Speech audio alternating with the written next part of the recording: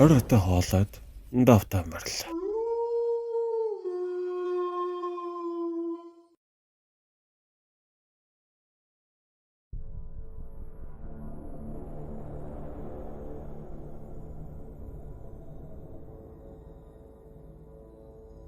Зохиолыг бичсэн Андерсенс.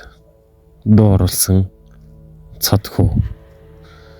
Туулаа аимшигын өгүүлэг. 1-р хэсэг. Ажлын санал. Одох дундаж нэгэн айл. Хотын захын хороололд өөрөнгөсөн хувийн хашаа байшинтай. Эхнэр болон өөрийн 2 хүүхдийнхээ хамтар нам гүмхэн амьдрана. Тэр түүхийн багшийн ажилтаа ба нийслэлийн дугаар сургуульд багшлаад 3 дахь жилээ өнгөрөөж байгаа билээ. Багасад өндөр хэмээн дуудагцаар ирсэн ба одоо ч хамт олон дундаа өндөр од хэмээгдэнэ. Баг зэрэг дуугүй тэрээр зарим үед бодлогошрон элдв ботон санаа алдах нь бий. Төвний эхнэрийг засгих ба энэ жил 26 хүрч буй залуухан эмэгтэй. Өөрийн хувийн урдландаа зураг хөрөг зуран гадуур худалдаа алдаг ба зарим үедээ одоос ч илүүтэйгээр орлогол. Том хүү тэнгэр нь 7 настай ба харин баганд болох солонгоо 5 настай. Тэр нэгэн өдрийг хүртэл энэ айл нам гүм амар жимбэр амьдарсаар их хотын нэгэн болонд амьдралын аж аргалтай мөчүүдийг өнгөрүүлсээр байлаа. 2009 оны 12 дугаар сарын 28. Цас малгалан Орсын орлоо шинэ жилийн хаяанд тулчихсан энэ үед одонд нэгэн чимээг өхөн маргаан болж байлаа. Чиний сарын цалин чинь тэр чигээрээ ердөөлийн нөхөн гэж юу? Хайрт минь ойлголтоо. Энэ сард хүнээс зээсэн мөнгөө эргүүлж өгөхгүй болохгүй гэж бодоод би өрөндөө цалингийнхаа ихэнхийг нөхчлөө штэ. Яагаргүй нэхэдсэн болохоор би юу ч хэлж чадсангүй. Энэ сард миний 3 зураг бурлагдсан. Тэр мөнгөөр сарын хүнс ба бас зүйлсд зарцуулаад одоо барыг дуусгах гэж байна штэ. Чи яагаад энэ бүхнийг бодсонгүй вэ? Чи энэ 2 процентыг хараач. Бид юугаараа шинэ жилээ тэмдэглэж ямар мөнгөөр эдэнтэй бэлэг авч өгнө гэж санаав. Би ч энэ бүхнийг бодсон. Даанч миний цалин бохыг андахгүй тосч яваад авчлаа шүү дээ. Би тодрлыг арай ач өнөдөр бүхөрөө авчихсан хэмээн сонсонгүй л дээ. За энэ яах вэ? Би чамд нэг юм үзүүлье. Би өнөөдөр нэг сонирхолтой зар харлаа. Одоо цааш иргэн өнөөдрийн шинэхэн зар мэдээ сониг гаргаж эхнэрийнхээ зөв сарвана. 19 дугаар хуудсан гарсан зарыг хараач. Тэгэд юу гэж бодож байгаагаа хэлээрэй гэлээ.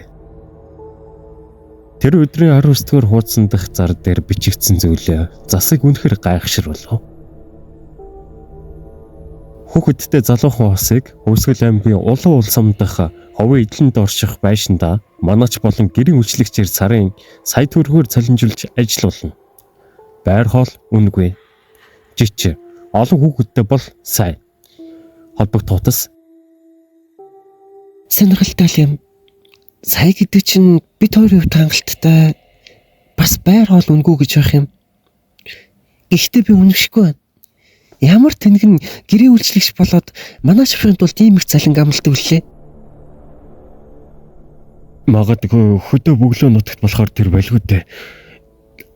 Тэгээд чи 2 хүнд сая гэдэг чинь тийм ч гайхмаар зүйл биш шүү дээ. Харин нэг зүйлийг сайн ойлгохгүй юм. Олон хүүхэдтэй байх шаардлагын тухайд надад санагдлаа. Олон хүүхдүүд хэрэг юу юм бол?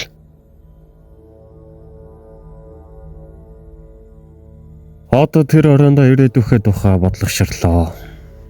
Төвний хувьд өрх гэрийн тэргүүн гэдэг утгаараа сая төгрөгийн ажлын саналыг алдмааргүй бөгөөд тэр тундаа байр хоол үнэгүй гэдэг нь хангалттай мөнгө хураагаад байж боломоор санагдлаа.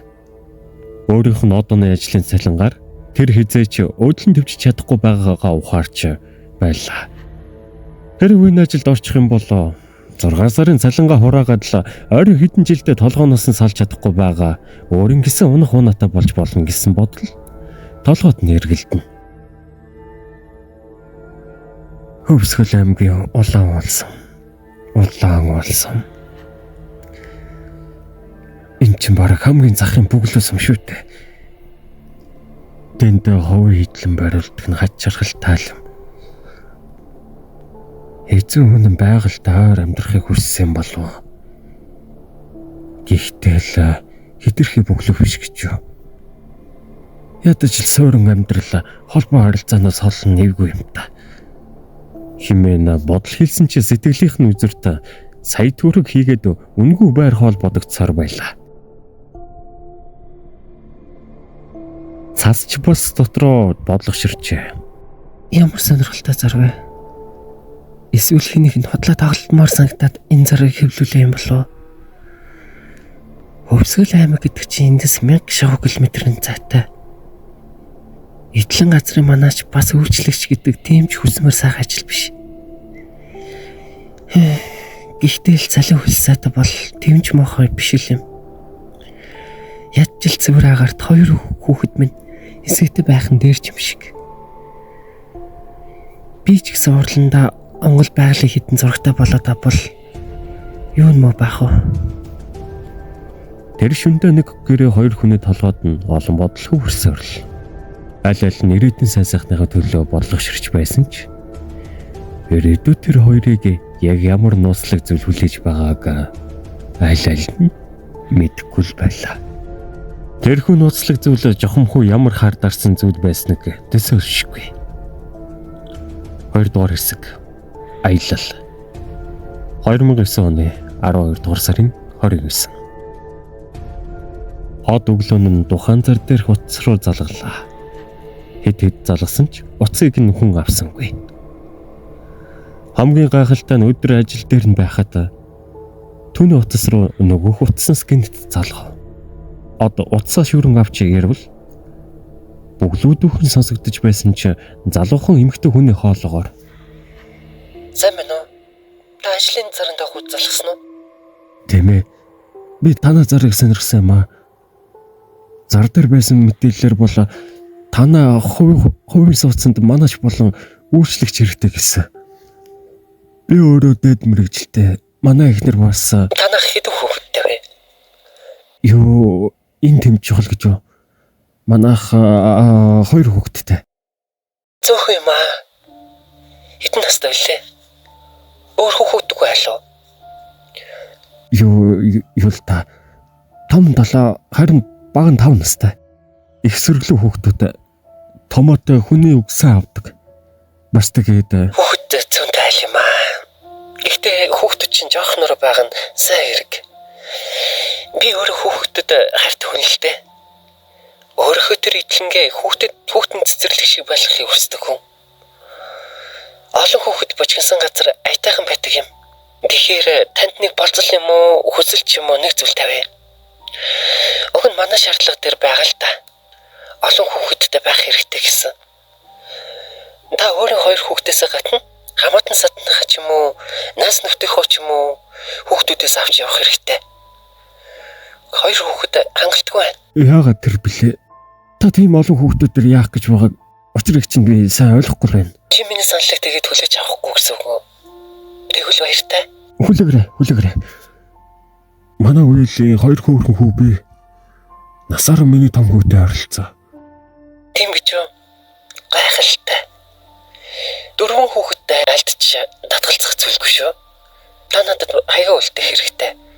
Би маргааш өглөө тань руу өөрийн гэрийн байршил хаяг унааны хөлсийн хамт явуулна. Унааны хөлсний хувьд санаа зовлтгүй. Харин өглөө гэхэд бүх зүйл тань бэлэн болсон байх шаардлагатай. Миний санал танд таалагдчих байна уу? Жаахан давчуулам. Гэхдээ болох байхаа. Харин нэмэт нэг зүйл асууя. Та хэн болох ямар хүний доор ажиллах хийгээд ажлын нөхцөл гэрээ цалин хөлс гэх мэт хэд хэдэн зүйлийг тодорхой болгомоор байна. Тэрийг тэнд очисон ханаад надтай тогтоо ярилцаарай. За баяртай одоо. Гээд харилцуур тасарлаа. Од сайхан болж өнгөрсөн ярианы талаар нэг хэсэгтээ зогсон бодол болов. Яагаад олон хүүхэдтэй гэсэн шаардлагыг тавьж байгаа хийгээд өөрийнх нь нэрийг хэрхэн мэдсэнийг ойлгосонгүй. Нэгэн мэдэхэд хичээлийн хонх дуугарч ангиас нь хүүхдүүд шуугилдан гарч байлаа. Маргааш өглөө бэлэн болох юмаа бэлдэх хэрэгтэй юм хэмээн үлсээр од хувцас өмсөд гэрийн зүг гүйхээрээ явлаа. 2009 оны 12 сарын 30.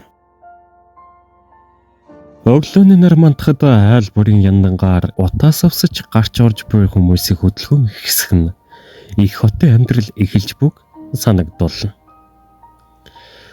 Тэр нэгэн өдрийн өглөө одын гэртээ хэд хэдэн хүн цугласан байлаа. Хөдөө газар явна хэмээн баярлсан. Үеийнх нь 2 хүү, үеийн их нэртэйгээ бас хамаатан болох 2-3 хүн одын гэрт ирсэн байлаа. Урд шөнө ихнэр нөхөр сайтар ярилцсны эцэст тэрхүү саналыг дагахаар шийджээ. Харин гол асуудал нь үеийнх нь хүүхдүүд байсан ч од үеэлтэйгээ ярилцаад зөвшөөрүүлж чадсан байна. Үеэлэн ч гэсэн тиймч дургүй байсангүй. Учир нь тэднийхээ ядуутар айл байсны хувьд 2 хүүгээ мөр бүтэн гэдэс затгал нь явуулах боломж тэр бүр байгаад байдаггүй байв. Хашаа байшин болон гэрийн тавилах сэлтийг заримыг нь үеэлдээ хадгалуулн үлдээхээр болцгоо. Энэ үед хаалганы хонх ааж явахын туугарлаа. Одоо ч нөгөө эмэгтэйг ирэх цагийг төсөлгүй хүлээн байсан тул шууд очиж хаалга тайлтал хинч байсангүй. Харин довжоон дээр нь цагаан цаасанд болттой нэгэн зүйлийг орхисон байлаа. Газрын зураг хуучин том алтан гэмиг бөгж. Бас шарлсан тогтоотой загтал. Энд чинь ямар тоглоом вэ? Мөнгө хаана? Бас нэмэг юу бэлээ? Химэн гайхсан царайгаар од бүгдийг нь тойруулан хараад загтлыг задулвал. Алтан гэмиг бүгжийг борлуулад замын зардлыг хийгээрэй. Газрын зургийн дагуу очих ёстой газрыг чинь тодорхой заасан байгаа. Би та бүхнийг удахгүй ирнэ гэж найдаж хүлээж байна. 3 дугаар хэсэг эхлэл.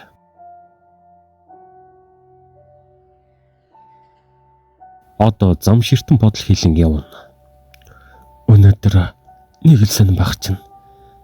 Яагаад ч нэг л бүрсгэр хүүтэй хүнд. Магадгүй миний буруу байж болох ч бид нэг л буруу тийш яваад байх шиг. Хаашаа нэмэн нохоо хийцээч над руу хуцдаг байсан. Гэтэл өнөөдөр явхаар гарахад над руу солиорсон мэт бороолон хуцаж араас гасалж байсан. Зүүн савнд дагсныг тэрүү нэг л хөдөн инээд сонсогдох шиг бас нэг нь яана. Халуун хүүхдийн хов заяаг хатахад хар илгийн бүглүү газар явдаг минь зөв буруу юу? Химэн үеийнхэн бодол хийлж цонхоор унах цасан ширхгийг салгалгүйгээр ажиж явлаа. Хажууханд нь ихнэр нь үеийнхэн зүрмгэлэн хідэн хүүхдүүдийн бүлээн амьсгал мэдрэгдэх шиг болоход дотор нь онгойж цаашдын амьдралаа дотроо төсөөлөн бодоход гэрэлгийгээ мэдрэх шиг болов. 2010 оны 1-р сарын 2 Хөвсгөл аймгийн Улаан ул сумын төв дээр ачаатай бурган машин наашлан зогслоо. Харанхуй бүр үед ирсэндээ ч тэр угаасаач тийм сүртэй бороотой хангаа юм уу? Эргэн тойрны бүх зүйл аваач харлаж харагдаад сумын төвч гисэн бөглүүд зэлүүд нутгийн хэд 3 айл шиг харагдах нь сүртэй. 2 өдөр илүүд явсандаа ч тэр хамаг биеийн хөшиж ордох нь нэг ор хүнжилтэд орж хамаг биеэ тэнэлхэн унтахыг хүссэн хүүхдүүдэд дагуулад ойролцоо хойлон зүгэллээ. Батчээснээс минь хол юм аа. Хаяатаа хоторох болоход л замдаа жаах ядарч магадгүй юм та. Зүгээр дээ хөө. Энэ хэн зэрэг юм байх гэсээр хос 2 бие бинтэйгээ ганц нэг үг сэлсоор айл руу орлоо. Айл эзнийг Баада гэх. Баада ихнэр болон охины хамт гурван амьдран сав. Хоолын зочны хөлд дарагдаг уудсандаа ч тэрүү Баада хотоос ирсэн гэж дуулаад шаравтар царайнд нь инэмсгэлэл тодорч. Алуу ихнэр. Зочинд хоол цай хэмээн угтлаа. Хос хоёр ирсэн зорилгоо шууд ярьсангүй. Айлын гэрээ үйлчлэгч манаач болох гэж явна хэмээн ярихасаа жоохон төвөгшөөсөн байх. Энэ үхийнтэй нагаз захында зочлон ирж байна хэмээн асамтгай гэр эзний асуусан асуултанд хариулв. Удалгүй аяншиж ядарсан цас ба хүүхдүүд нь нойрондоо дийлдэн унтцгаахад гэрээ эзэн од хоёр дундаа нэг шил юм тавиад хууч хөрхөр сууцгаав. Од гэрээ эзнээс очих гэж буй айлынхаа байршил болон зам харахууг асуух санаатай газрын зургаа дэлгэн тавилаа. Гэрээ эзэн ч нутаг усныхаа ширхэг чулууг андахгүй илэрхий болж энэ нь тэр гол, энэ нь тэр даваа гэдэл ойлгомжгүй байсан бүхнийг хэлж өгнө. Гэтэл яг одын зорж буй газрын хавцаа заагаад энэ хэсэг газрыг хар шилмөс гэдэг юм. Хүн бараг нутгалдгаа болор хөвжөө байдаг. Нөхөнтэй гэж ярихад ийшэж зүглэхэргүй газар дахиумэн гэлээ.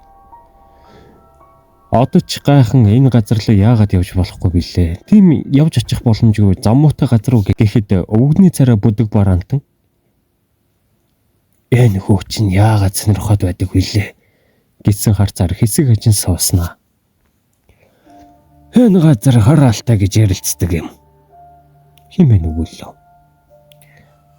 Хараалтай гэж од гайхан хэлснэ. Үгүй ах минь яг яагаад тэгэж ярилцах болсон юм бэ гэж лавлан асуувал өвгөн дуртай дургүй. Одоо эртхэн унтхөө минь хараалч гэжтэй хэдэн хүний ам дамжсан үлгэр домгоос цаашгүй. Гэхдээ хөөмн эшээ явбала болороод төөрөх учраас зүгэснэ хэрэггүй химээгээд хундгантаа байсан архийг нэг амсгаагаар залгилаад морхархаар бослоо. Од орондоо ороод хэсэгтээ нойр нь хөрсөнгүй. Энэ хахад өмнө хэлбэл яадаг бол эдлэн газартай нэгэн айлдаа зарагтахаар явж байна. Тэднийх таны хэлсэн хар шилмэстэн тэр хавцаа байдаг юм а гэж хэлдэг юм билүү гэж бодсноо. За нэгэн хүн тодлоо хэлснээс хойш дахиж нэг юм хэлэх нь эвгүй мата гэсээр нойрслоо. Өвлийн тэр нэгэн шөнө сумын төвдөө нойрсож буй хэдэн хүн дуг нойрондоо дугжирч байхад хашааны ноходлоо чимээтэй аргагүй боргосоор байлаа. Чөтгөр хардаг хэмээдэг хотод чи дөрөв нүдтэй банхара тэр шөнө юу хараад сүртэйгэр хуцаж байсныг мэдхэд хэцүү. Дөрөвдүгээр бүлэг гонт. Цас орсоор л байлаа. Орхдоо том ширхэгээр хаялан тэнгэр газар нийлэх мэт шуурхан цас мэсний орноо зорчин буй мэт сэтгэгдэл төрүүлнэ. Од өглөө эртлэн босоод сумын төвөөс цааш явах унаа хайхаар гарлаа. Хэд хэдэн хашаа байшин хэдэн дэлгүүр хоршоо сумын засаг даргын байр тэргүүтээ аргагүй бүглүүд боссон сум нь илт. Хэдэн хүнтэй ярилцсан ч өн мөнгөн дээрээ тохирохгүйгээс гадна хар шилмэстэй гэхээр л толгоос хэсгэрх нь хачна. Тун удалгүй нэг залуу хөлслөн явхаар боллоо. Залуу цааргалсан чгүй. Ахиухан хөлс нэгсэн чгүй. Энэ нь одын хувьд баярлууштай зүйл байсан ба дулаалгатай супер ВАЗ 460-аас байсан түүний бүрч их баярлуулав. Хөдлөх цаг болж аяа барааг ачаалан хөдлөхийн даваан дээр нэг зүйл дутуу байгааг бүгдээрээ анзаарлаа. 5 настай солон охин байсангүй.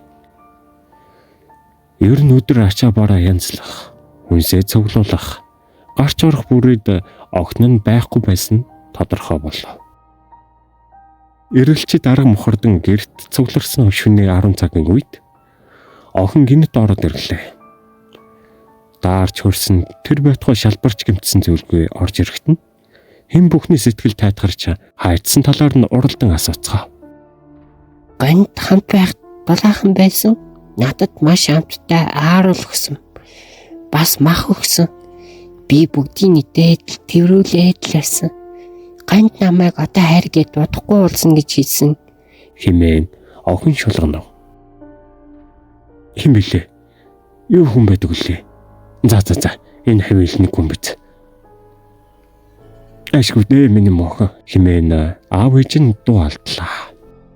Энэ үед гэр хийсэн баадаг хүмүүс ажиглан харсан бол яачхва хэмээн гайхах байсан биз. Баадан шар цараа харлаж аманда гонд хэмээн бовтонцснаа.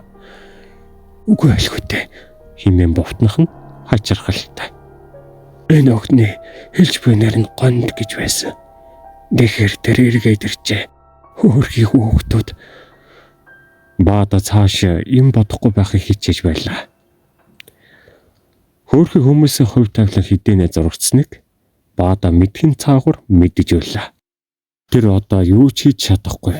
Зогсоохыг оролдох юм бол 1970 онд болсон тэр зүйл дахин давтагдана гэдгийг мэдэж байлаа.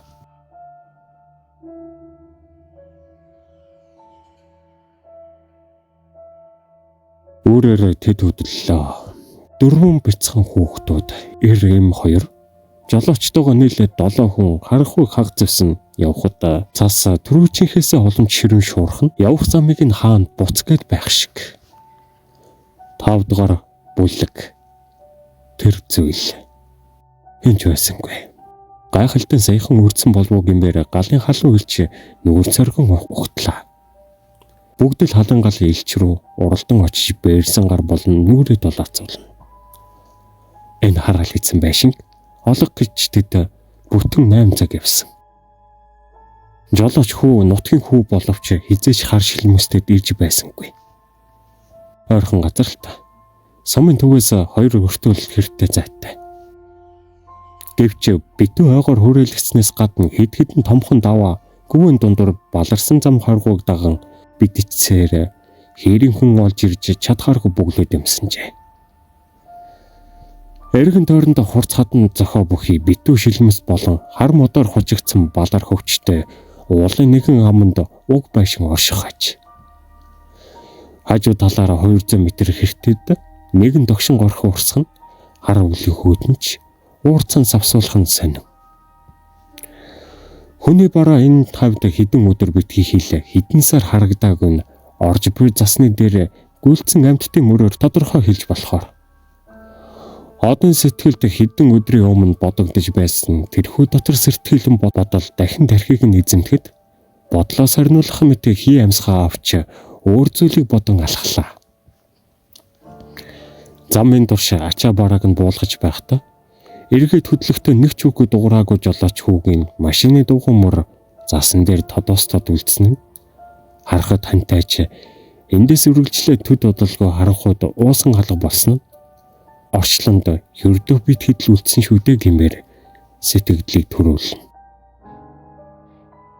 Энэ орчин, энэ байшин, энэ нутгийн хүмүүс түнд ирсэн цагаас нь хойш нэг л сонир мэдрэмж төрүүлээд байгааг тэр ойлгож байсан ч тайлбарлаж чадсангүй. Нэг л юу ч гэмээр өмтэй хөдөн айдас төрүүлсэн мэдрэмж. Эргэн тойрон мод. Яагаад ч юм одын хувьд энд ирсэн нь амьдралдаа хийсэн хамгийн буруу үйлдэл хийгээд ямар ч аргаар хамаагүй буцаа дотруугаа явахыг юунаас илүүтэйгээр хүсэж эхэллээ. Тэр эндээс энэ хүйтэнд буцаж явганаар сумын төв орж чадахгүйгээ мэдэж байлаа.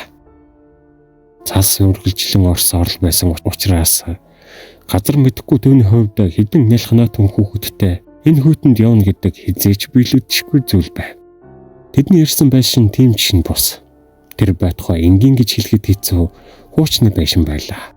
2 давхар бүртэй 3 өрөөтэй том байшин агаад хажуудад түлээний амбар болон хашаанд нь хуучин мал маллаж байсныг орхоосон том малын хашаа харагд. Том дүнз моднуудаар гол нурууг нь босгосон хуучны зарсан байшин. Магадгүй энд 100 жилийг өнгөрөөсөн байж мэдхээр өмхөрсөн болон дохой болоод алсраад аль хэдийн алга болсон бравтер будагны ором. Хэзээ нэгэн цагт дүүжийн сандал байсан гол нуруутай модон хашлагны бариулын ором нь ямар нэгэн хүрэн зүйлээр будагдсан байхыг од олж харлаа. Сайтар ажиглан харвал хүнд зүйлээр зогсон бололтой мод баг зэрэг эвдэж бутраад түүнийг тойроод амтны цус болов уу гэмээр хүрэн зүйл доош урсан хатсан нь илэрхий. Цааш үргэлжлүүлэн харах гэтэл эхнэр хүүхдүүдийнх нь өөрийг нь дуудсан дуу сонсогдоод байшин руу гүйн орлоо. Энэ чалга би бүхөр өрөөгөр норж үзлээ. Гайхалтай нь хүн сайхан байсан илэрхий бүх зүйл нь тоошорон дарагдаагүй байх юм. Гэхдээ чи хараач энэ тавилганууд нь ямар хуучин юм бэ? Би эндээс телевизроод тэр байтугай гэрлийн жидэн ч хараад олсонгүй шүү. Химээсээр цас дээд давхраас бууж ирлээ. Нэр хэдэм бэ? Энд чинь цахилгаан утас байхгүй юм биш үү? Ястон хөдөө газар чинь энтэй химээн од хилээд инээмсгсэн боловч ам нь эвлэж өгсөнгүй. Нэг мөрөчгсөн болоод л цааш өрөө рүү орлоо. Хүүхдүүд шинэ газар ирсэн дэж тэрүү сэтгэл нь тун ханамжтай хідэн өрөө дамжин гүйлдэн тоглоно. Түүний үеэлийн хоёр хүүгийн томыг нь шарах уу, харин арай багыг нь борох уу хэмээн. Аль аль нь дөнгөж 6-7 нас хүрч буй жаахан хүүхдүүд байлаа. Би жоо айжлаа шүү. Энд хин чалга бүхэл өрөөгөр нь орсон. Гэтэл энэ байдлыг харах юм бол энд саяхан болтол хэн нэгэн байсан. Хин нэг нь ойлгож байна уу? Бас энэ тогтоо ширээн дээр байсан. Одоо дугтуг нэн харвал бас л алт. Гэхдээ халдаалттай том шармал бүгж бүр хоёр ширхэг байлаа. Магадгүй алт тэрлааны гэрэлд хэтэрхий тод гэлэлцсэн үү? Барьж байхад гарт нь бүхэл бүтэн килограмм юм тавьчихсан мэт хүнд байснаас нь ч тэрв. Одон сэтгэл гинэт жигтэйхэн баяр хөөрн думбаад ирэв. Тэр замын зардал хийгсэн алтан аймаг бүгжийг зараад нэлээ хідэн төгрөгтэй боснос гадна нэг унцалтын үн цэнийг ойлгож авчээ. Одоо түүний гар дээр бараг сая хөлөө төгрөгийн үн бүх хийзүүл байлаа. Одоо ийм их мөнгийг тэр бүр олоод байдаг хүн биш. Саяхан л түүний хувьд аимшиг мэтэр санагдаж байсан энэ байшин энэ бүхэн түүний хувьд гинэт девож мэт санагдлаа. Нөхрийнхөө нүдэнд асч буй шунлын бяцхан цогыг ажигласан цас юу ч хэлсэнгүй. Жигтгэн асаж буй халын дэргэд хос хоёр хүүхдүүдтэйгээ энэ байшин тэрсний анхны орон хоолыг идэж байлаа. Засгийн хувьд нөхөр хийгээд хүүхдүүд нь бүгдээрээ ад жаргалтайгаар инээлдэн ярилццгааж байгааг харах сайхан байсан ч энэ их учран тайлагдахгүй үйл явдлуудын тухай бодол болон сууж байв. Харин солон гохин цонхны давцан дээр сууж хаад нэгэн зүйлийг ихэд шимтэнгүй хараад агуулна ажиглах ач. Тэр зүйл ойрцоор л. Тэр зүйлээс охин төдийлөн айсангүй. 6 дугаар хэсэг. Нэгдэх шүн. Аимшигтай хар дараа цас сэрлээ. Цагаа харвал шөнийн 3 цаг болж байгаач. Муухай зүуднээс болж булгансан зүрхээ дараад эргэн харвал нөхөр нь орондоо байсангүй. Ажирхалтайнд доод давхраас нөхрийнх нь нэг хүнтэй ярилцаж буй чимээ сонсогдох аж. Энэ шөнөөр энэ бүглөө газар хүн ирнэ гэж баймаргүй юм. Арай крэзэд ирсэн биш үсттэй. Химэн цас бодоод яран хувцлан доош бух зураа ажигүй хөрөөндөө нойрсон бүх хүүхдүүдийнхээ өрөөний хаалгаараа шагавуулаа. Бүгд нам 50 унтаж байгаа мэт боловч шуугтансан сонин чимээ гарч байх юм. Доод өрөөнд нөхрийнх нь чанга ярилцсан энийг сонсогдоход цас буцаж ирэх гэтэл бага охиных нь хүнжил хөдлөл байхыг анзаарлаа. Бас л зүудэлж байна гэж бодсон цас хардарж байх үедээ хэмээн очоод хүнжлийг нь согтолоо. Охин нь цаашаар бүгдийн суугаад нэгэн зүйлийг ихэд хичээнгүлэн идэж байхач. Түүний жижигхэн бие идэж буй зүйлийнхээ аяараа жичрэн жижигхэн толгоохоо гүнээр тавгуулход ардаа ээжигээ ирснийг ч мэдгсэх хөөгүй аач. Хүй охин минь химэн цас охиныг өөрлөгөө датталаа. Бурхан минь химэн уулгалт. Охин нь нэгэн амьтныг үс цастаа нойлно ухаан жолоог идэж байлаа. Түүний жижигхэн жавжны завсраараа уулан цус тослон хэсэг мах нэг хэсэг үснөөс хамтар болтойхаж. Нүд нь сайхан идэж байсан хоол руугаа шуналтай нарахгүй харах ба байн шүлсээ гүт хийлгэн залхина. Охин ч удаан дэссэнгүй. Ээжигээ хэлэм хийж харчхад амтд хоол руугаа дайрч буй ар хатамт мэтэ нөгөөх амтны сэг рүү ахин хошуугаа зоож золгаач эхлэв. Заас энэ мөчөд бүрмөрсөн ухаан нь балартаж нэг хэсэгтээ охиноо ширтэн зогсож байснаа. Гинэт ухаан орсон мэт тэрхүү амтныг шүрэн авч "Солонгоо, миний охин яаш вэ?" хэмээн хашгирлаа. Охин ээжигээ саялныг харсан мэт энэ эмсгэлснээ. Араагаа дахин өнөөх амтны сэг рүү шилжүүлэхийг харсан цаас бушуухан гэрчин цонхоор нь нөгөөх амтнаа чулуучив. "Яг юу болоод байна? Миний охин яаж байна?" хэмээн амьсгаатан өгүүлсээр эргэн харвал охин харамсангүй нүдээр доош идсэн цэгний хойноос харж байснаа. Ээжи, та надад гай хоол иж өгөөрэй. Би хаалаасаа идэх хэрэгтэй. Ээжи. Тэгтэл хажуугийнх нь орноос тус бүрдэ хүүхдүүдийн битүүхэн инээлдэг чимээ гарч нэг нь "Солонгоо, хоолоо булаалгачихсан. Чи хаалгүй болохоор дурынхаа болон гонд дурынхаа хүүхдэд дургуй гэсэн болохоор чамайг авч явахгүй" гэх дуун гарлаа. Цас гайхан эргэж лагаа өргөн харвал хүүхдүүдийн хүнжил нэлэнхүүтэй цуснд будагдсан байлаа. Хүнжилний болонгаар дамжин орны модон хөлөөр ясан цусан зам орны шалны доогуур тунаж бяцхан шалбаг тогтжээ. Хүүхдүүд юм мэдэж байлаа. Хүүхдүүд тэр хүзэлийг засан хийж өгсөн оройн шарсан багтай урганаас ч илүүтэйгээр идэх аж. Тэд хоорондоо дуу чимээ гаргалгүй зөвхөн илүү их идхийг хичээцгэн. Бид бараг бүхэл бүтэн туглын мах идчихсэн байлаа. Шүн нэг үргэлжлэл. "Засаа, сэрэж, ой, засаа." Заснуудаа арай хинэн харуул нөхрийнх нь гайхсан царай түүний дээрээс тонгож харагдана. "Хүүхдүүд" хэмээн хашгиран үндийг бөөс од гайхан. "Хүүхдүүд унтаж байна шүү дээ.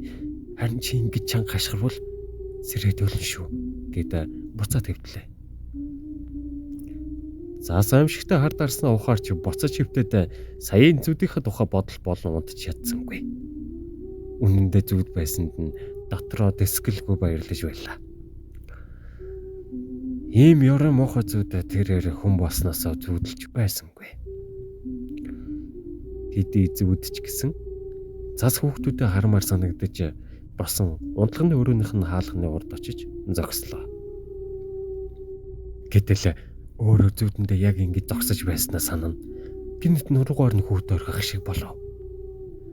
Хаалгыг нь сэмэрхэн нэн орвол хүүхдүүдийн өрөө намгүм дэрэгдэн очиж харвал бүгдээрээ 50 унтаж байгаа нь харагдлаа. Засан сэтгэл тайтгарч өрөөнийх нь хаалгыг сэмэрхэн хаагаад буцаж өрөө рүүгээ орох гэтэл бүдэгхэн чимээ доо давхраас сонсогдлоо.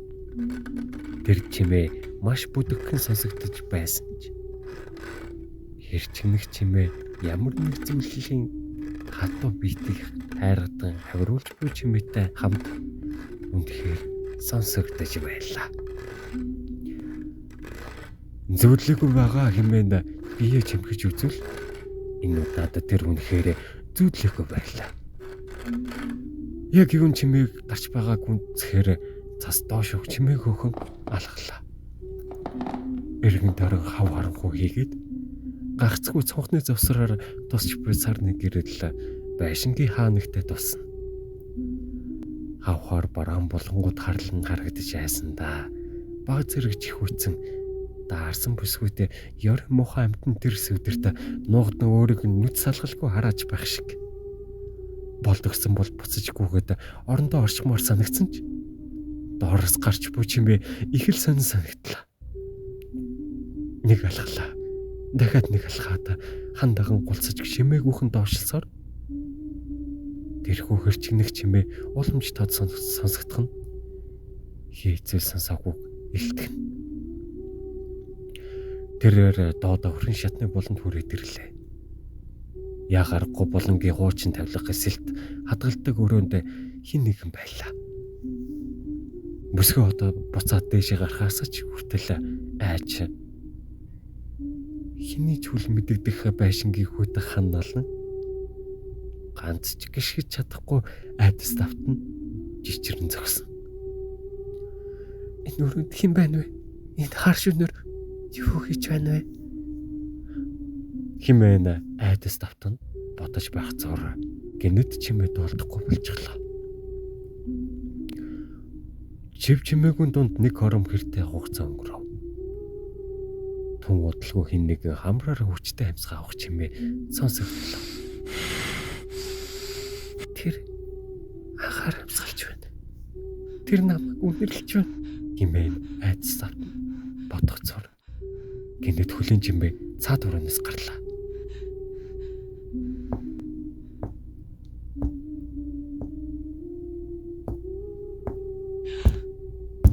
Тэр наашилж байна. Гинэт цасан хамартаа готом хачин үнэр ханхив. Муу тадуудсан мах өмхөрөөд үнэр ордог шиг тийм нэлон муухай үнэр тэрхүү хөлийн чимээтэй хамт өөрлөө нь чиглэн ирж байна. Булангийн өрөөний хаалга шүний харахууд муухай дуураад яхтан нонголоо.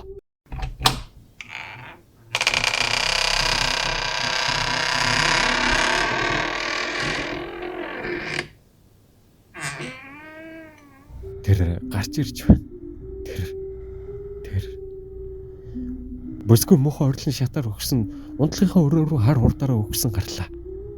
Нэг мэдхэд тэрээр нөхрийнхөө гарт төврүүлчихсэн. Ихэр татан уйлж өсдөг шатны зүг жижигнээ харж байлаа. Энэ үед хаалга буцаад яхтан хаагдахыг засгийг түүний дэврэн зогсож би одоо хоёрын айл нь сонссонгүй.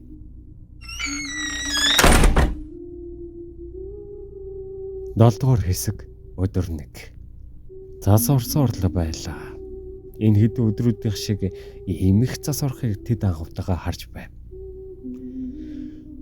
Тэнгэрт онгоохгүй мэт хар үл хуралд нь том ширхэгтэй зас хайлан байх нь ойр орчмын 10 метрээс цааш газрыг үзэгдэхгүй мэт цагаан аруулан харагдана.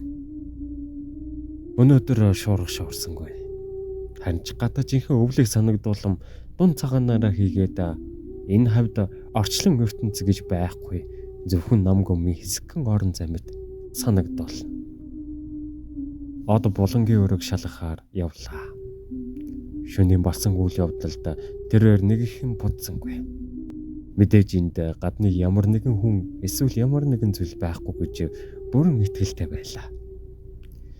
Харин тэр шөнийн явдлыг эхнэрээс сонссон ч тэрхүү чимээг ямар нэгэн амтны ичээ үүр болсон байх гэж бодсон явдал байлаа. Одоо энэ газарт дуртай өөрийнх нь жинхэнэ гэр мэтээр хүлээн авах болсон нь энэ бодолд нь нөлөөсөн ч байх магадaltaй. Ямар ч тач одоо тэрхүү өрөөг дахин шалгахаар шийдсэн юм. Өрөөний нэг болонд дан тавилах сэлт хураажээ. Хуучны модон цаг нэг жижигхэн цоочтой эрен авдар. Модыг нь авч ашигласан бололт нэг орны толгой хийгээд пүрш сэлт нэг том шуудатай зүйл байсныг нь өргөж үзэхэд дан хувцас хийсэн бололтой. Тэмч хүнд зүйл биш юм.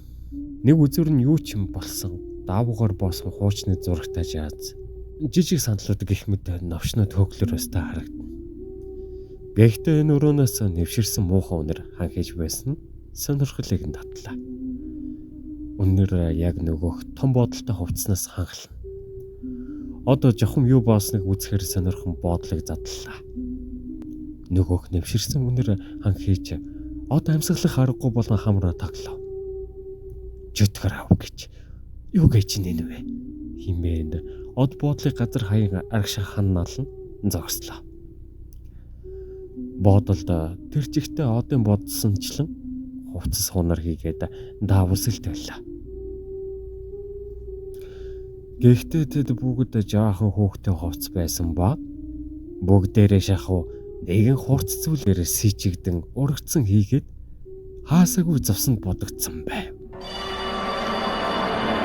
Одын дотор харанхуулж өрөөнөөс гарахаар ирэхтэл толгойд нь энэ зүйлийг ихнэр хүүхэдтэй үзүүлж болохгүй гэсэн бодол орж ирэв.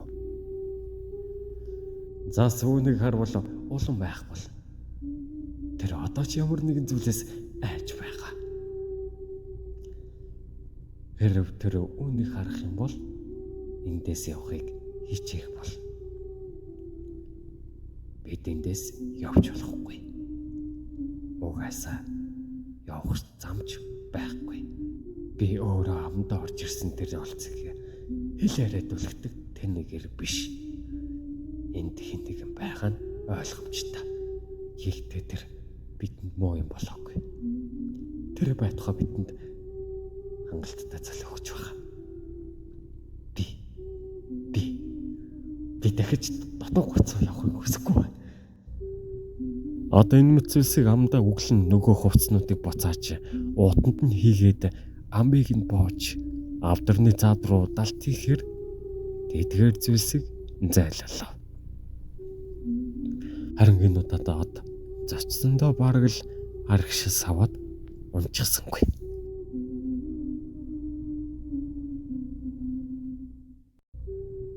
Од хэдийгээр бүх зүйл хэвэн байна гэсэн ч түүний царай ямар нэгэн зүйлийг нуугаад байна гэдгийг цаас мэдэж байлаа. Түүнээс хэд асуусан боловч сүүлдээ одоо уцаарлангүй дуугаар байхгүй юу ч байхгүй. Чи битгий над хүүхдүүд айлгачих хэмээн зандарснаас хойш зас дахин юм асуусангүй. Хүүхдүүд гадаа тоглохоор гарчээ. Нөхөр нь ч гэсэн гадагшаа гарахаар явсан ч хаашаа явахаа цаст хэлсэнгүй. Өдрийн 4 цаг 20 минут.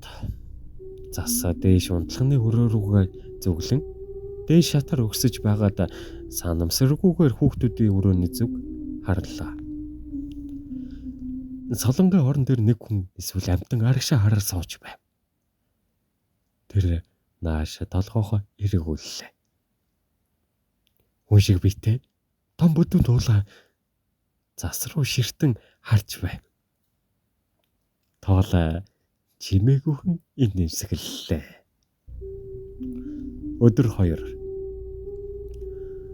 Од алгасаар л байлаа. Тэрээр ямар нэгэн зоригтойгоор алгасангүй. Зүгээр л ухаан бодлоо зэгцэлэхээр жаахан амьсгаа авахаар магадгүй энэхүү сонин зүуднээсээ сэрхийг хичээн алхаж байлаа.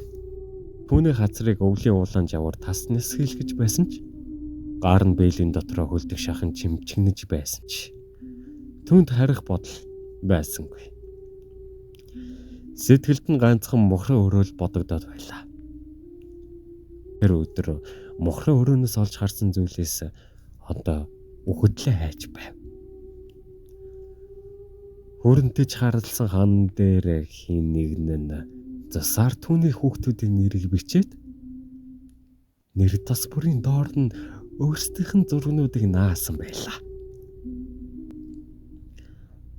Гайхалтай цус саяхан бичсэн болов гэмээр хатаж амжаагүй шинээрээ байсан. Тэрхүү бичээсийг үлдэгч одоо ч гэртэн байна гэсэн үг. Өөрийнх нь хүүхдүүдийн зураг өнгөрсөн жилийн шинэ жилээр авахулсан зургнууд байсан. Тэрхүү зургнууд авдар дотор Улаанбаатарт байшингийнх нь хойд амбарт бусад тогшлог хамт байгааг одоо сайнаас сайн мэдэж байлаа. Учир нь тэрээр зургийг авч явахгүй хэмээн их нэртэйгээ маргалцснаа санаж байв. Үнэхээр засын хилээд байсанчлан хэн нэгэн энэ байшинд байна. Тэр миний хүүхдүүдээр яах гэж байна вэ? Гэнэт одын сүүлийн бодол дархинд нь харун орж ирлээ. Тэр байшинд байна. Бурхан минь. Би их тэр хүүхдээ орхид утсан байна шүү дээ. Химбэн од буцаад гэрийн зүг хум гүгүүлээ. Тэнгэрхүү хашааны хажуугийн амбарт нэгнээс нугдан зогсно. Дөрөвхөн нугдаж байгаад хамгийн түрүүнд баригдсан дач тэрээр энэ удаад баригдахгүй нугдахыг маш ихээр хүсэж байлаа. Хэдийгээр үлсэж бас ялэмгүй даарч байсан ч хүүхдүүдийн хувьд энэ тоглоом тун зугаатай санагдаж байв. Тэд эхэндээ хоорондоо хөөцөлдөж бие биетэйгээ ноцолдож засаар байлдаж байсан ч сүүлдээ энэ том байшингийн эргэн тойронд нуугдаж тоглох нь зугаатай санагдсан ба. Шархуу бусдыгаа хайхаар тэртэй болонд 100 толон үлдсэн ач. Тэнгэр амьсгаагаа даран энэ удаад баригдахгүй хичээн хууч муу бүтээлгэний дугуур шурган хэвтлээ. Шархууч тоолж дууссан бололтой хажуугаар нь сэрсархийн өнгөрснөөс хойш чимээгүй боллоо. Хүү хэвцээр л байлаа. Хэвцээр л байлаа. Тэд намайг хайж байгаа бах та. Олж чадахгүй юм чинь. Химээ нэнсэглээд бүтээлгэн доогоороо тонгоо хартал эхнийхэн хөл нүцгэн хүний хөл харагдаад өнгөрөв. Тэнгэр гайхан дахин хартал тэрхүү хөл амбарын болон руу чиглэн нэг зүйлийг чирэн явхаач. Хүүгэнэд ажиглав. Тэр хөл цэлдэн хөх өнгөтөн тэр шавартай хойлолцсон муухай харагдаж байв. Төдөлгүй хөлийн чимээ цаашлан алга болоход бүтээлхэн доороос гарч тэрхүү хөлний явсан зүг чимээг өгнөр алхлаа. Амбар болон байгаа гэж бодсон үгүй байлаа. Амбарын цаад үзрөө хаа хүрэх нь мэддэхгүй доош сунан үргэлжилсэн байв. Яг л хулхны нүх мэт урууга замаар хөөж чимээг өхөн алхаж байлаа. Гэнэтхийн нэгний гутал хөлтөн тэгэлтэв. Тэр гутал борхуугийн гутал байгааг хүү гараад л шууд танилаа.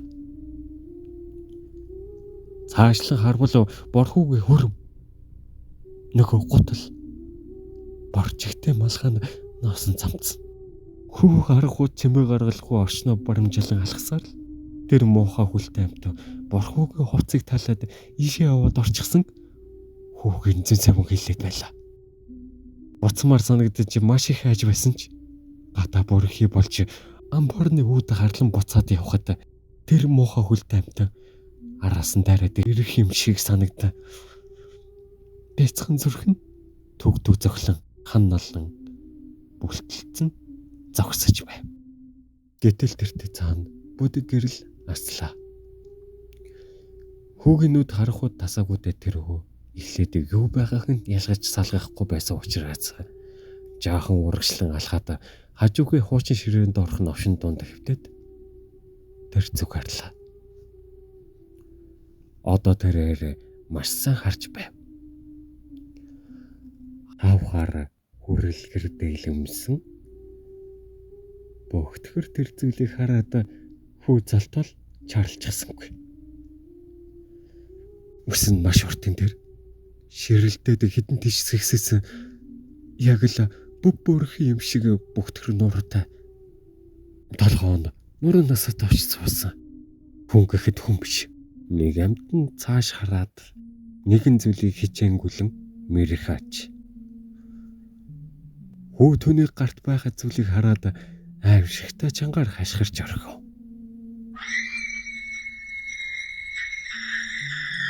Гартаа борхууг нухлаад нэг үзүрхийн тасаадсан цээжин биеийг нь барсан өнөөх амтан гинэт хэрэг харлаа. Хүү хөсгийн борч хамаг чалаараа гүрсээр байв. Гинэт ард нь муухай хашгирах тунд гарч нөгөө хамтны хүтэн гар мөрөнд нь хүрэх алтад хүү гинэт хортлон амбарын хүдэргүүн гарч засан дээр шүрхэн унлаа. Ашааны булангаас хүүгийнхээ дууг сонссон год гүн гарч ирэхэд хүү аль хэдийнэ ухаан алдсан байв.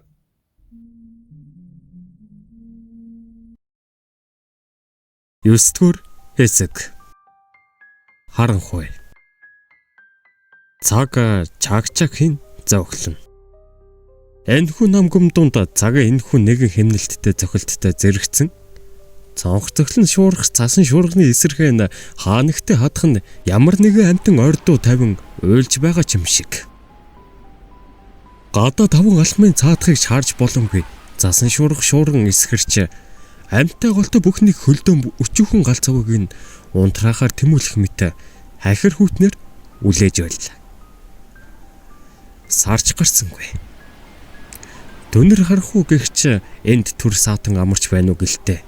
Зөвхөн уулан мохордох энэхүү хараал хөрөм модон байшингаас ялтаах бүдэг гэрэл ойр орчныг чадан ядан гээгүүлнэ. Магадгүй соёл ертөнцөөс тэд аль хэдийнэ тусгаарлагдчих өглөө өмнөх нэгэн орон зайд хавчигдсан мэт. Унтарч буй модны зөчл сөмөлдсөн цогшиж хүйтэн хан туурганы завсраар чимээгүйхэн наашилсаар байлаа. Асаага дудаж буй талаас доош орсон лааны сөмөлц гэрэлд байшингийн зочны өрөөний хүрэн хан тодрон харагдана.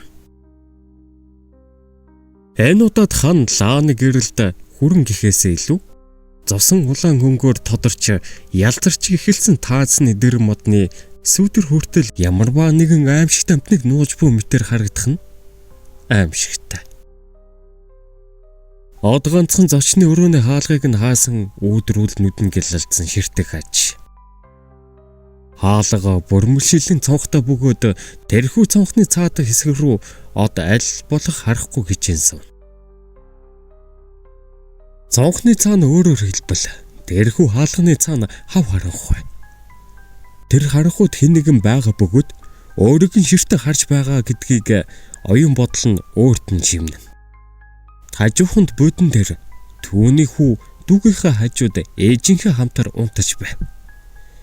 Тэр эхнэрээ хичнээн оролцсон ч сэрэж чадаагүй. Тэр яг л нойрсолго тараа хэтрүүлсэн тунгаар тариулсан мэтэр нам унтсан байлаа. Осолдохгүй жигдхэн амьсгалаар нь түүнийг амьд байгааг мэдэж байсан ч тэрээр түүнийг зөвхөн унтаж байгаа хэмээн өөрийгөө тайлбарлаж байв. Өнөөдөр түүний хувьд дааж давшгүй хүнд явдлууд араасаа тохиолдож байхад нь хажууд нь хэн нэгний дулаан үг ядаж багхан төдий инээмсэглэл дутагдж байгаа нь мэдрэгдэж байлаа. Од төдөлгүй гүн орондоо дийлдэгдэн бодин сандал дээр унтаад өглөө. Тэрээр хүүгээ тэрвэрэнгүй хач. Хүүгийнх нь амнаас цагаан хөөс захархан нүдэнд аимшигтайгаар бүлтийн царай нь хувхай цайн хөшсөн байлаа. Араас нь хэн нэгний хурдлан гүйх чимээ сонсогдоход тэр улам хурдлан гүйлээ. Эргэн тойрон дам модоор хүрээлэгдсэн ойн чимээр тэрээр өвдгөө хүрсэн цасан тунд амьсгаатан гүйх ач. Одоо эргэж харахыг хүссэнгүй. Үгүй ийм байх учиргүй. Одоо хажуухан талд дүүгээ хөтлсөн шархуу гинэт зөрөөд өнгөрөв. Хүүхдүүд нэмсгэлэн зөрсөн ч од гинэт саяны харсан аимшиг зүйлд эргэлзэн дахин эргэн харлаа. Анхаарахтаа хүүхдүүдийг явган суусан мэтэр харсан ч энэ удаад тэрээр бүхнийг тодорхой харлаа. Хүүхдүүдийн гар болон хөлийг нь хэн нэгэн эдчихсэн байв. Шархуу ганцвэлдсэн гараараа дүүгээ тэрвэрч харин борхуу хөгжилтэйгээр энэ их хаж. 1 2 3 хаалгангаасаа 4 5 6 зуртаад ирэхгүй. 1 2 3 нүдэнээрээ 4 5 6 ойлаад нэмэргүй. Одоо тэр чигээр гүйсээр байшин руу ороод ирлээ. Зочны өрөө гал тогооны өрөө коридор дээд давхрын шат тэр чигтээ цуснд бодогджээ. Харин дээд давхраас нэгний түжигнэн бууж ирэх чимээ дуулдагдлаа. Ганцхан булангийн өрөөл нээлттэй мэт харагдахаар нь хүүгээ тэрвэрсээр од тэр чигээр гүйж ороод хаалга чангагч нь хааж дотроос нь чожглоо. Өрөө тасарахгүй байлаа. Тэр хүүгээ тэрврээд хөлөө нуглан бохирон суугаад чимээ чагнан хан наллаа. Гэнэт бүх зүйл чивчмээгүй болчихов. Нөгөө түжигнэд байсан чимээ жихэнд нь дуулдаад байсан шархуу, борхуу хоёрын дуулах дуу бүгд арилна. Хав харанхуй ба нам гөмөл үлдэж хоцорсон байлаа. Чивчмээгүүдэнд хүүн гинэт хачиг хоолоогоор энэ хэхэн дээр.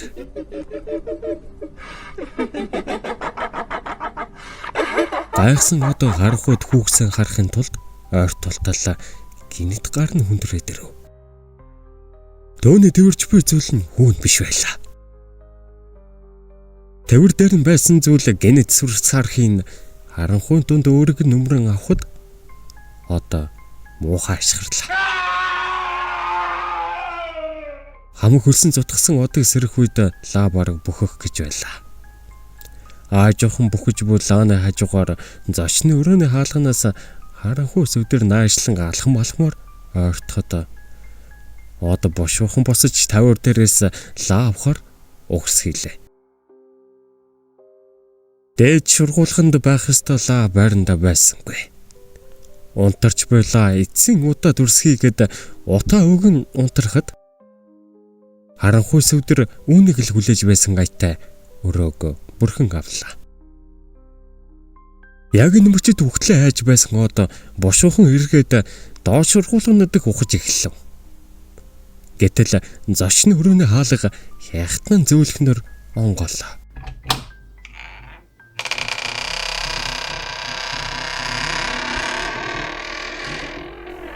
Тэр ороод ирлээ.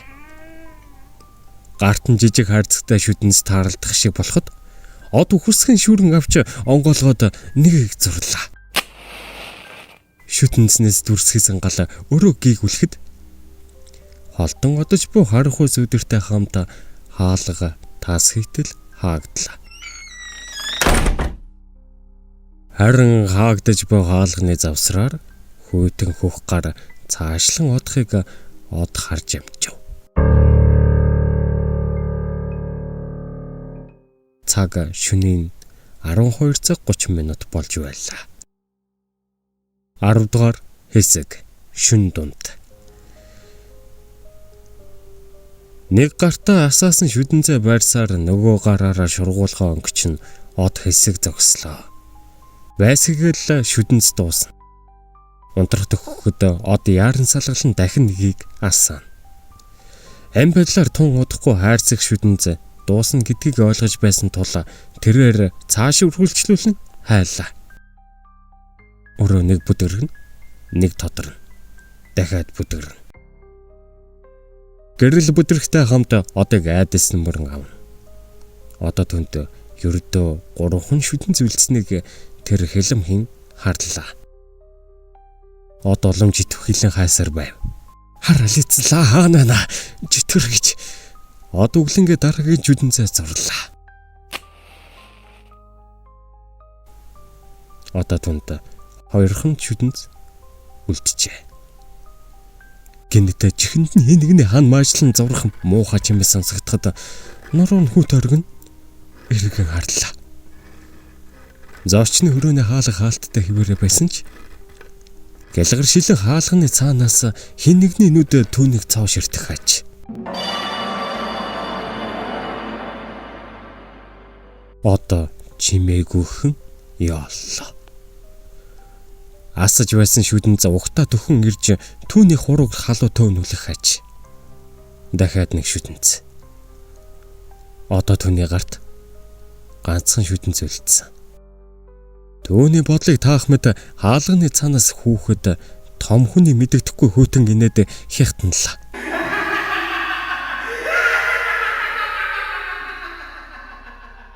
Шүдэнц аажмаар бүхэж эхлэхэд хаалга гинэт аажхан онгоолоо. Гинэт шархуугийн инээс нь толгой хаалган завсраар зохиохон тэр од инээж байгаа эсвэл ярьцааж байгааг нь ялгаж чадсангүй. Хүүг амьд байгаад нүдэндээ итгэхгүй одоо барьж байсан шүдэнцээ ширээн дээрх далхны хилтерхэд зоож орхичход хүүгийн зүг хурдан алхлаа. Шархуу амьд байх нь борхоо тэгвэл бас химэн одамдаа өглөөд тэрхүү толгойг тэрхээр гар сунглаа. Гэтэл гарт нь нэг нойтон зэл мэдрэгдэхин дээр. Нүднийх нь өмнөр шархуугийн тасарчихсан толгой газар пидхийн унах нь сонсогдлоо. Ань чимээтэй зэрэгцээ шүдэнцний гал унтарч өрөө түнэр ханахуд автав. Гэнэт маш хүчтэй сэсгэр зүйл дайран орж ирээд гарнаас нь хазаад одыг харанхуур жирлээ. Од сандран карманда буй сүүлийн шүтэнцийг зурхаар нөгөө гараа халаас руугаа хийгээд сүүлийн шүтэнцээ гарган зурваланд нь дөнгөж зурж амжив. Дүрсхийн асан гарлын хурц гэрэлтэй бүгтгэр сэсгэр амтэн чарлан гарыг нь тавиад цааш дээд давхрын шат руу дөрвөн хөллөн мөлглөө. Чүтгэр гэж юу вэ? Химээ нод хашгираад хаалга бушуухан хаахаар түлхлээ. Хаалганы хагдж буй завсраар нөгөөх амтаа эргэж од их ширтэж байлаа. Нүүрний арьсан цэлтэн хөх өрчлөөцсөн хамар нь цаашаа чихэгдэн орсон хурц шүттэй ам нь тэр чихтэй цуснд будагдсан толгой бий хийгээд гар хүлэн нийл хар хүсэнд баригдсан цэлтэн хөх биетэй атгахэр бүгтгэр хүзлийн муухай амтны царай зэрвэсгэн харагдаад өнгөрөв. Царай нь хуухай цайсан од хаалгыг таглан зогсоод доош харвал хөлийнх нь харалдаа унтарсан өөхөндөн хэвтэж байлаа. Асфальттай дингээ ширээн дээр тавиад зочны өрөөний хаалхны урд хүнд буудангаа чирэн ирж таглаад цагаа харвал шөнийн 2 цаг болж байлаа. Шөн дууцах болоогүйг илтгэх мэт цонхны цаана түнэр харахгүй ноёлно. 11-р хэсэг шарх. Төвний хатсан гарын шарх маш хүчтэйгээр өвцөр байлаа. Хараал идэг гэж ямар их өвдөж байна химэн одамдаа өглөх авч энэхүү төсвөрлшгүй өвдөлтөнд түүний айцыг баг зэрэгч болтугай мартагнуулах аж. Гараас нь тусаж буй цусны толбоо шалан дээр тунралт нь харанхууд нэг хэсэг газрыг баран тулах аж. Өнөөх аимшигтай хаалганы дээр зохлох цаг түг хэмээн дуугарх нь осолдохгүй цаг хугацаа урагшлаад амьдрал үргэлжилсээр байгаагийн илрэл мэт. Гэхдээ цагийн зөв маш удаанаар урагшлах мэт дөнгөж 2 цаг 30 минут болж байгаа нь харагдлаа. Нүдэн өөрийн ирэхгүй анилдаад ирэхийг од мэдэрлээ. Хэтэрхийх ядарсан дач тэрв, цус алдаад байгаа дач тэрв. Нойр нь маш ихээр хурч байлаа. Магадгүй энэ бүх утгагүй зүйл арилаад зүуднээс сэржигч юм билээ. Эцэг үзүүлд ганцаараа хаягдсан байх нь сонин. Тэрхүү зүйлийн халуунаас илүүтэйгээр од амны ихэр цангаж байгааг мэдэрглээ. Элсэн манхан бас хав халуун дугарг нар харагдах бөгөөд хэдийгээр өдөр байсан нартай байсан ч эргэн тойрон дүнсгэр саарл мэд санагдав. Гар нь л юу тагаар янгидэн өвдөд байгааг од мэдээд байлаа. Гарлууга хартал нөгөөх шарх орон мөргөө алга болчихсон хэдий ч хөх өнгөтэй хатсан бочиг зүйл болсон байхыг харж амжив. Одоо яагаад ч юм энэ бүхнийг зүуд гэдгээ мэдээд байлаа. Сэрх хэстэ. Нүдэ нэг гэтэл толгой нь маш их өвдөж амны хэмжээшгүйгээр цангасны улмаас хатаж хүрээсэн байх нь мэдрэгдлээ. Юутай ч гэгээ орчихсон өрөө будаг бадаг боловч харагдах ач. Одоо өндийн басах гэтэл өнөөх шархтай гарт нь нэг зүйл зүгтчихсэн байгааг мэдэрлээ. Нүдэ арай хинэн толгоогоо тонгоолгон хартал эхнэр нь өнөөх хайртай эхнэр нь гараас нь зүгчгээд яг л баланд наалтсан зүг юмэт түүний зүсэг шуналтайгаар залиглах ач. 2 хоногийн өмнө өмсөд өөрийнх нь өмнө гайхуулах мэт эргэлдэж байсан цэцэгтэй зэнхэр палтай саарл гадуур цамстай эхнэр нь шалан дээр ив хавгүй суугаад үе хүчтэйгээр архирах мэт чимээ гарган сууж байх нь тэр. Одоо эцсийн хүчээр өндийн эхнэрийнхээ толгоон дэх хэсэг үснээс атхан нааш татлаа. Часгийн орлох зүрх зэсэмд хүйтэн дуу гинэт хадаад эхнэр нь сарвалсан буцаж дайрхан тэр. Хамгийн хачирхалтай нь бараг хуучнаас хоёр магадгүй 3 дахин бүдүүрсэн байх нь цус хурсан тарган бэлцгэр нүүрнээс нь харагдах ач. Жижигхэн мөртлөө биедээ баймааргүй бүдүүрсэн ихнэрээ одоо галанд аль хэдийн үгснүүдээр гайхан харж байлаа. Тарвган хүн юм шиг. Миний ихнэр жаахан махалсан ч сайхан бүсгүй. Ухаан санаа нь хий тэмэрнэ. Ихнэрээ барьж байсан гараа баг зэрэг суллан харвал энэ удаад ихнэр нь өөрлөө нь харна инээмсэглэх хач. Яг л анх учирч байсан тэр инээмсэглэлээрээ өөрлөө нь инээж буй мэт. Харамсалтай нь амин хайртай ихнэр нь нөхрийнхөө хатуугаараас чөлөөлөгдсөндөө баярлан инээсэн ч юм билүү. Одоо дахин харж чадсангүй. Заса хайрт минь заса химэн одоо сүүлийн хүчээ шавхан байж шивнээд хамаг хүч тамир нь юулэгдэн гарах мэт сол байгаад ирв. Нөхрийнхөө атгалтаас чөлөөлөгдсөн цас амттан лууга буцан хошуугаар сунглаа. Том өрөөний шүүгэний завсраас дөрвөн бүлтгэнснүүд ажиглан буйг цус махан дулаарсан хүүхэн хийгээд зогцсон хурж амжаагүй од хоёрын аль нь мэдсэнгүй. Ич химэн охин улирхад гэж ахан дүүдэ шивгэнээд нүдийг нь бяцхан гараараа таглалаа. 11-р хэсэг. Хүү охин хоёр. Одоохондоо энэ чалга хаалгаар гараад явчихсан байх. Миний дүү хайж болохгүй шүү. Дуу чимээ огт гаргах хэрэггүй. Химэн тэнгис хүү дүүдээ шивнэлээ. Охин чимээгүй толгойд охин. Нэлэмсэн урсаад хазар дээр натчихсан.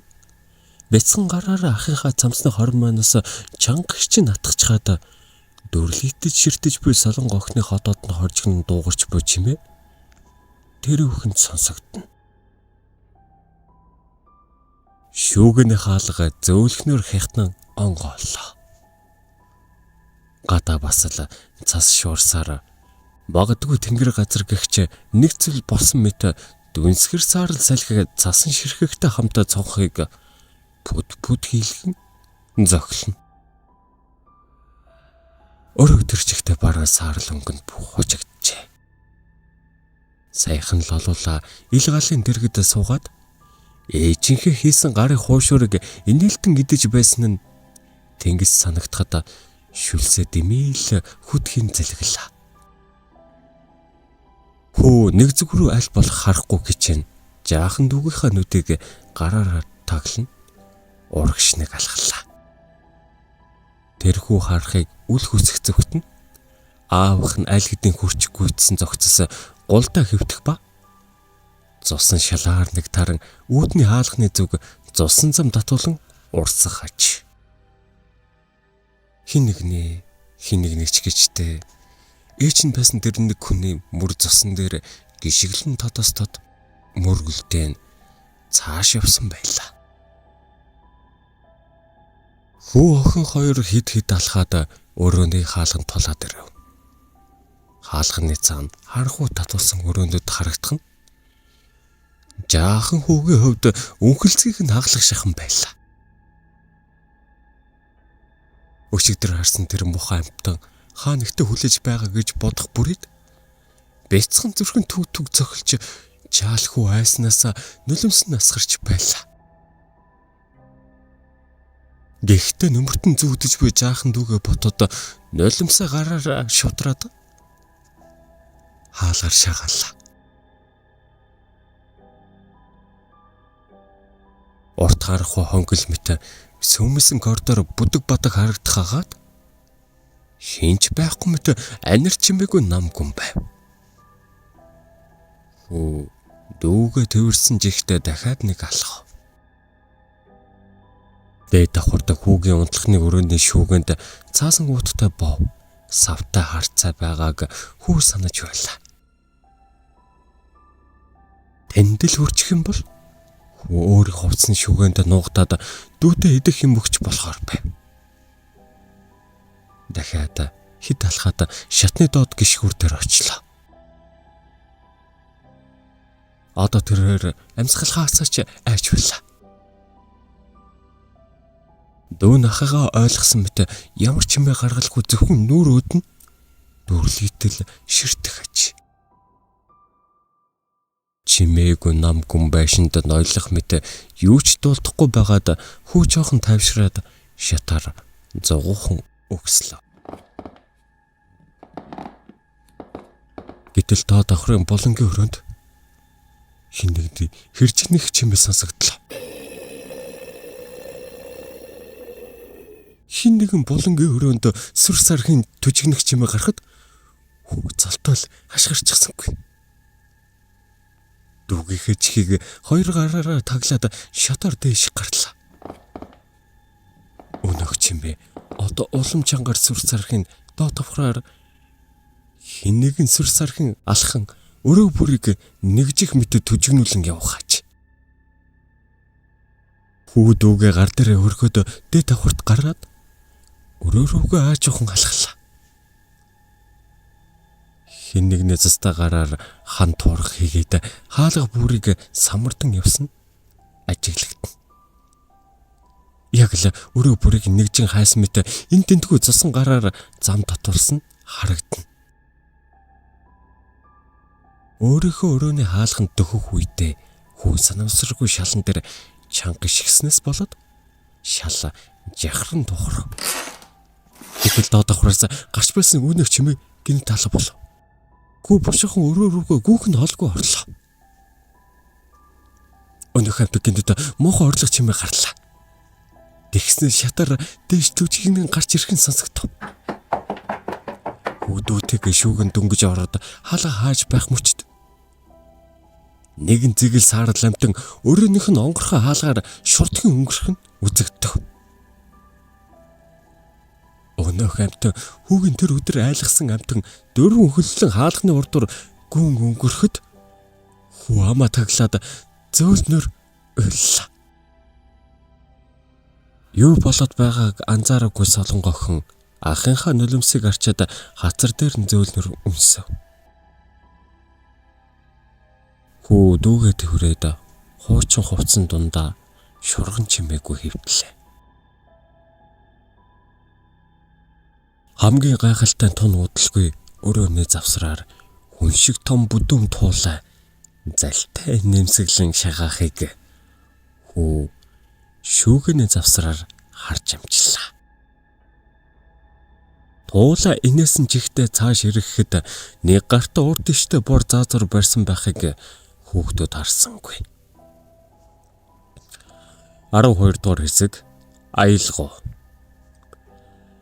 Хэн нэгний тассалтангуйгаар ойрлох дуунаас болоод охин нойрноос сэрлээ. Ах нь хажууханд нь өвлийн хувцсан дунд чимээгүйгч нь унтаж байгааг хараад ившээлэгтэл өнөөхтөн дахин сонсогдлоо. Доо байшин дотор сонсогдох нь илэрхий. Миний охоо, ээжтэй хүрээдэр. Охин эхлээд сонссон зүйлдээ итгэсэнгүй. Гэвч сонсохдоосон хайртай ээжийнхэнд хоолой мөн байлаа. Ээж нь гинэт учир битүүлэг алга болсон хийгээд ах нь түүнийг ээж рүүгээ явахыг зөвшөөрөхгүй байгаа зэрэг нь охинд гайхмар санагдаж байсан юм. Гэтэл хамгийн ихээр хүсэж байсан ээж нь дуудаад байгааг охин нь гинэт саналаа. Ээжээ гэж охин часгийн хашгираад шүүгнээс гараад гүйлээ. Ээжтэй л төврүүлэх ээжийнхээ ингэрт наалдаад үнэрийг нь үнэрлэхийг юу юунаас илүүтэйгээр хүсэж байсан жаах охиныг хинч зогсоосонгүй. Охин өрөөний хаалгыг аажуухнаар нээгээд харанхуй руу уусан алга боллоо.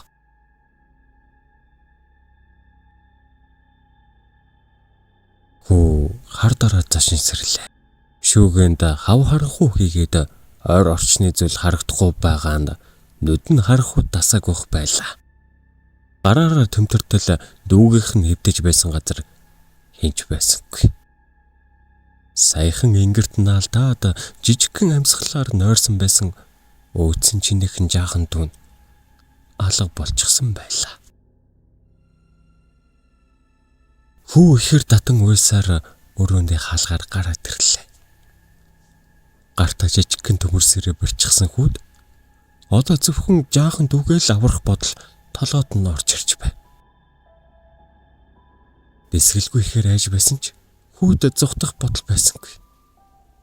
Солонгоо, миний дүү, солонгоо гэхэд араас нэгэн урт хар юм дагаад байх шиг нуруугаар нь хүүд оргин эргэн харуул хав харахгүй харлан харагдах агаад аимшигта аврах амтны ходоодонд орсон мэт сэтгэлдлийг хүүд төрүүлэх нь аимшигтай. Гэнэт төгөлдөр хуурын чимээ сонсогдсон нэгэн эмэгтэй уянгалан хоолоогоор дуулах нь сонсогдлоо. Тэр доо давхрын өрөөнөөс тод гэрлээ хамтаар харанхуугаас гинт хүрээд ирэх шиг санагдав. Зочны өрөө гэрэлтэй хийгээд хин нэгэн яахарахгүй хөгжим даран дуулах ач. Энэ дуу ээжийнх нь хоолой мөн байлаа. Хүүгийн нүдэнд нулимс бүрхээд ирэв. Жаахан биендээ баймааргүй их зориг төвчээр гархан зөрхөө бөмбөлцөдөл айсан жаахан хүүд ээжийнх нь хоолой хамгийн дотн санагдагч бүх зүйлийг мартан тэр хоолойд эзний зүг гүн очлоо. Нүдийг нь хурц гэрэл гэл болон хүү зочны өрөөний үүдэнд хэсэг зогтсон. Өрөө юунаас илүүтэйгээр гайхамшигтай болсон байлаа. Хуучирч муудсан зочны өрөөний тавилга шинээр аваад удаагүй байгаа мэтэр гялалцсан. Таацны хуучин гэрлийн оронд болор сондор шигтгэд гоёмсог гэрлийн бүрхүүл харагдах ач. Хамгийн гайхалтай нь шинэхэн модон төгөлдөр хуурны цаана ээжний нэмсэглэн ширтэж байлаа. Энийхөө ээжтэй өрөөдөр хүү болмогдсон ээжийнхаа зүг нэг алхлаа. Дахиад нэг алхлаа. Гэтэл ээжийнхэн цаанаас үн шиг том тулаа нэмсэгсээр гараад ирхэн тэр. Хүү энэ удаад үнэхээр гайхшран зог тослаа. Туулаа гартаа томоос том тавг байрсан байхаагаад түүн дээр гайхалтай сайхан шарсан бах шилэн савтай мөхөөлтс амтд бов өрсөн байх нь харагдана. Ялангуяа шарсан бахны үнэрт хүүгийн хамар цоргоход үлссэн гэдсэн хоржгонхыг хүү санслаа. Хөөмн хүрээтэр бид чамд хайртай. Чамтай хамт тоглохыг би үнэхээр их хүсэж байна. Химэн тулаа нэмсэглэн өгүүлээд томоос том гараа алдлан хүүг төвөрхээр зогслоо. Хүү дахин нэг урагш алхлаа. Одоо хүү болоод туулаа хоорондогцоо 5-6 алхам зайтай л болсон байна. Гэнэт ээжийнхэн нүд хачин байдлаар очтон гялцхийг хүү ажиглалаа.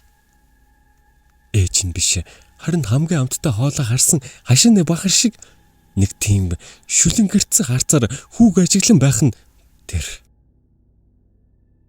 Хүү зогтгосон хойш нэг алхлаа. Энэ амтан ээж нь биш байна. Ээж нь биш. Ээж нь биш.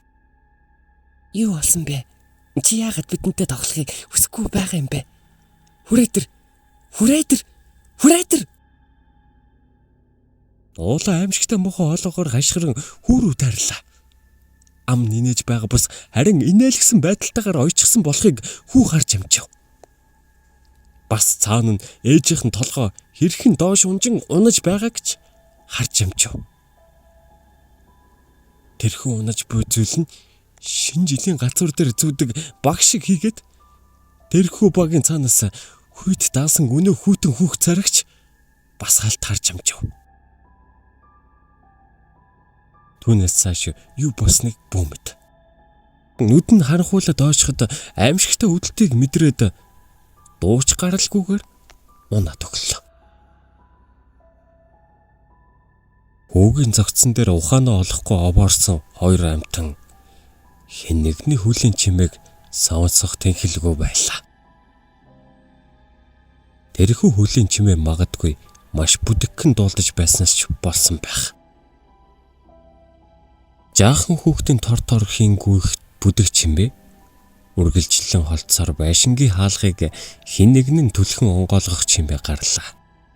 Гэвч энэхүү чимээ харамсалтайнд дэндүү тод байснаас өнөөх тулаа хүүгийн зогсноос толгоогоо дэшөргөд аимшигтайгаар энэмсгэллээ. Өөдөн цас малгалан орж буй шүн дундыг үед гүйн гарсан солонгоо охины жихнээ муухай хорлон сонсогдлоо. 13 дугаар хэсэг. Яг ачим намгэн болчихлоо. Хинч байгаагүй, хаач байгаагүй юм шиг өнөөх засан шуургач шуурхаа байгаад айгаад байсан зүйлэнч алга болчихсон мэт. Жаахан л даарч байлаа. Гэхдээ хүл ялгхан даарч байгаа чи яг л ээжийнхээ өвөрт орсон юм шиг санагдах нь сонир. Нэг л дулаахан үнэртэх нь аавхан ч үнэр юм шиг. Охин зүүрмэглэн ундах бөгөөд даарсан хүл нь атын тэрүүхэн тэндээ бүр хилэгдөөд хярсан бүж мэт. Ахан дүүгээ чимээгүйхэн хараад сууж байлаа. Нарны гэлба тэнгэрийг зүсэн хажуудах цонхонд нь тусах бөгөөд дулаахан таатай мэдрэмжийг хүүд төрүүлэн. Хүүдүүдээ шүүгэн дотор 3 хонсон байлаа. Бүгд бүтэн 3 хоног тэрээр хинийч биш болсон байшинд хин нэгний хүлээн горлог тань өнгөрүүлсэн байна. Нэг хэвийн зүйд түүнийг салахгүй дагах нь юунаас илүү аимшигтай. Шүн бүрийн зүйд нь нэгэн хэвийн үргэлжлэх бөгөөд дүүн засан дунд байшингаас олдон гүн одох зураглал түүний нүдэнд тодорсоор байлаа. Байшин дахин хөдөлгөөнд оржээ. Түжгэнсэн нэгэн дуу хоолойг сонсснаас хойш тэрээр унтаж чадалгүй гүлрэн суусаар байлаа. Эхлээд тэр хоолой хүчгэн дугарч байснаа хантачгэн дуугарах чимээтэй хослон олон мордхон хүүгийн чихэнд сонсогдож тэрээр дүүгийнхээ чихийг 2 гараараа таглаад шүүгэний хаалгаар чимээгүй шаган харлаа. Өөрөө харахгүй байсан ч сарны гэрлэлээр тасалгаа сав саруулхан гэрэлтэх бөгөөд хаалга аяархан онгоосон ч хинч орж ирсэнгүй. Хүү чимээгүй хэн нэгнийг хүлээсээр л. Гэтэл урт харс өдрүүд таазанд морилцсон өнгөрхийг харлаа. Таазны ших одоош бабагаар ботрон унаж ямар нэгэн шарчгананд хан зурагдах хач. Хүү улам нуугдаад чимээгүй харсаар л. Хаалга чивжимээгүй онгооллоо. Хинч орж ирсэнгүй. Гэтэл хүү санаадгүй дээш хараад золтой лухан алдчихсангүй. Нүдэ анаад амьсгалахаач мартсан мэт чивчмэггүй хувцс руугаа зөөлнөр шурглаа. Өрөөний хаалганы дээгүүр цэлтэн хөх гар алгуурхан гулсан гарч ирлээ. Тэрхүү гарны араас сэгсэлсэн урт үрстэй толгой магадгүй амьдралтай хүүгээ олж хараагүй нарийнхан урт хүүцэн дээр гэлжигнэн цухайлаа. Дан ясан Йордан харагдах урт мөчөөр өнөөх амтан таасан дээгүүр 4 хөллөн мөлхөөд өрөөнд ороод ир. Гэнэт дүүн зүйлсэн мэт яргалан хөдлөлөө. Чивчмээ аниргууд энэ дууг сонссон гондын нүд бэлэн хоолой отож бөмөр торонд нь орооцолдсон шавжиг идэхэр гялсхийх мэт гялалцаад шарчгнын шүүгэн зүг өсрөн хүрлээ. Хүү шүүгэн доторх бориулаас тэнхээ мэдэн зураад тавьсангүй. Шүүгэний гаднаас аимшигтайгаар сэгс чинь нүдэж онгоолохыг оролдоно. Гонд муухай орлон гадна бүрээсээ хурц хумсаараа зурх хач. Хүү удаан зэсгүүгээ мэдэж байлаа. Солонго охин дөнгөж сэрээд анхынхаа хөлнөөс зүгдэн айн гүйлж байлаа.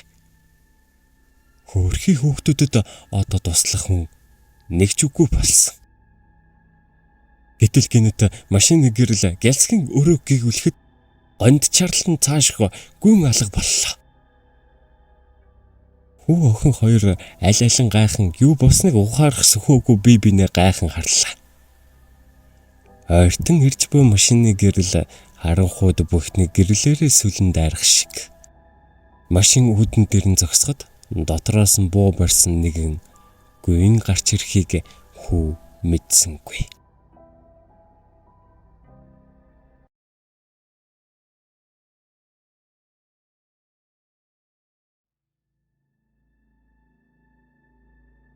Дөрөвдүгээр хэсэг. 1907 онд юу болсон бэ? Баада тэр нэг өдрийн тухай аль болох бодохгүй байхыг хичээдэг байлаа. Тэр үед дөнгөж цэргээс халагдаад ирсэн залуу тэр аимшигт явдлын гэрч болсон юм. Түүхийг хүүрнэх нь 1970 оны 100 хөвсгөлийн улаан уул суманд нэгэн залуухан хос нүүн ирсэн ба нутгийн ард түмний хувьд баярлууштай хэрэг болсон юм. Эмэгтэй нь 24-25 орчим насны даруухан бөгөөд туранхай цайвар царайтай нам хувтар бисгүй.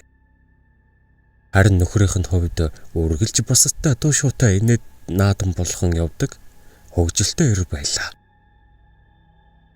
Улаан уул суманд ирснээс хойш тэд хүн баг явдаг уулын бүглүүд нэгэн өвлийн байшин бариулан амьдрах болсон ба эмэгтэй сумын цэцэрлэгт багангийн багш харин нөхөр нь тогоочор ажиллах болсон юм.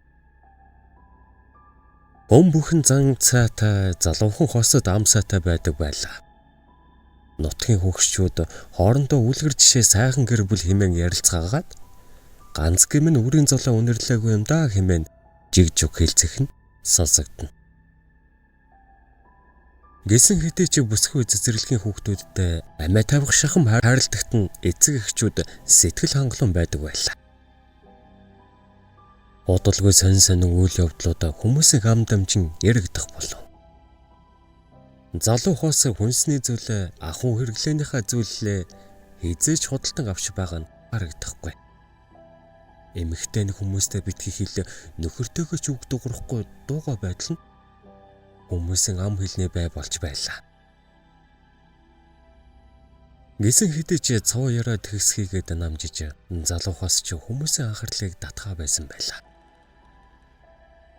Нэгэн өдрийн хүртэл улаан уул сум нам тайван амьдрал энгийнээрээ өрнөсөр байсан юм. 1970 оны 11 сарын тэр нэгэн өдөр баруун голын ихэр нутгалдаг жүлтэн гой охины 2 настай хүн алга болж сум даяар эрэл сурал боллоо. Зураг ажиг битгий хийлэх хувцсныхан тасархаач олдсонгүй. Тун гудалгүй бас нэгэн гэр бүлийн 6 настай охин тоглож байгаад алга болсон байв. Хүмүүс хэрэг бишдэж байгааг анзаарч эхлэв. 3 дахь тохиолдол нь тун удалгүй бүртгэгдлээ. Энэ удаад хашаандаа тэрэгтэй нарлууж орхисон нэраа алга болсон байлаа. Хэн нэгэн нь хүүхдүүд хулгаалаад байгааг мэдэж эхэлсэн авч жохом хэн хулгаалаад байгааг мэдэх хүн байсангүй. Сумын цагдаа хийгээд хэсгийн төлөөлөгч яаралтай арга хэмжээ авч хүүхдүүдийг гадуур явуулах нь битгий хэл гэрээсээ гарахгүй байхыг үүрэгдлээ. Хүмүүс ч яах учраа олохгүй бужигналдан ажил төрлөө хаян гэртээ хүүхдүүдэд сайхан суудаг болов. Тун гудалгүй төлөвлөгөөтэй сүүний фермийн ажил тасалдахад аймагаас тушаал явуулсны эцэст хүүхдүүдийг сургууль цэцэрлэгт нь явуулах хүмүүс хэвийн байдлаар ажил албаа үргэлжлүүлэх тогтоолыг аймгийн төлөөлөгчийн газраас гаргасныг засаг дарга иргэддээ уншиж өглөө. Та энэ суманд юу болоод байгааг мэдэж байж балчир хүрсээ зургаар нь орхих тогтоолыг юунд гарах нь вэ? Манай хүн бид хоёр ажилдаа хүм ганцаараа таач эцэг хүн хэмээн нэгэн эмэгтэй хоолой зангируулн ярихад хүмүүс чам амдаа үйлцгэн гомдол тавьцгааж байлаа. Энэ үед болон чимээгүй сууж байсан цэцэрлэгийн багш гонд чимээгүйхэн гараа өргөөд хүүхдүүдийг өөрийн өвлийн байшинда байдал намжтал харж болохыг хэллээ. Засаг дарга бараасан духч тэнийгээд ирлээ. Зарим эцэгэгчүүд дургу байсан ч энэ л хамгийн зөв бөгөөд үр дүнтэй арга гэдгийг хүлээн зөвшөөрөхөөс өөр арга байсангүй. Нийт сумын төвийн цэцэрлэгт хүмүүжиж байсан 40 гаруй хүүхдүүдийг тэр өглөө машинаар гаргаж өгсөн нь эцэгэгчүүдийн хувьд хүүхдүүдэд харсан хамгийн сүүлчийн тохиолдол байлаа. Цас бужигнуулан хаазлан утсан ГАЗ 66 машинууд моддын үзэр ороон цаашлан отоход сүүлийн машинд суусан бүсгүйнүүд гялалзан инээмсэглэл тодруулан суухыг баадаа олж харсан байлаа. Хэзээч инээж байгааг нь хараагүй тэр бүсгүй инээд юунаас илүүтэйгээр аимшигтай бас хүүтэн агаад гэрцгээ байсныг тодхон санаж байлаа. 14 хоногийн дараанаас Сөний фермийн малчин осор хэн нэгний зосон зам татуулан мүлгсэн мөрийг олж харсан байлаа.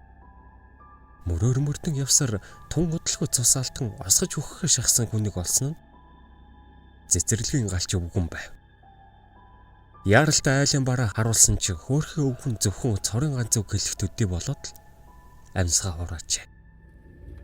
Гонд хүүхдүүд. Түүний амнаас гарсан энэ үг хийгээд хөлийнхэн тас мэрсэн болчин махнаас олгоодан гарч буй цусыг харсан хэн бүхний царайд бүх юм тодорхой болсон байлаа. Хүүхдүүдэд нь нүүрлсэн аимшигт явдлаа тун удалгүй сумдаа ярдархан хүмүүсийг үүмэн сандралд оруулав. Удалгүй сумын түгээс зэвсгэлсэн 10 морьтой залуус 2 машинтай нийлээд 20-од хүмүүс өнөх байшингийн зүг гарлаа.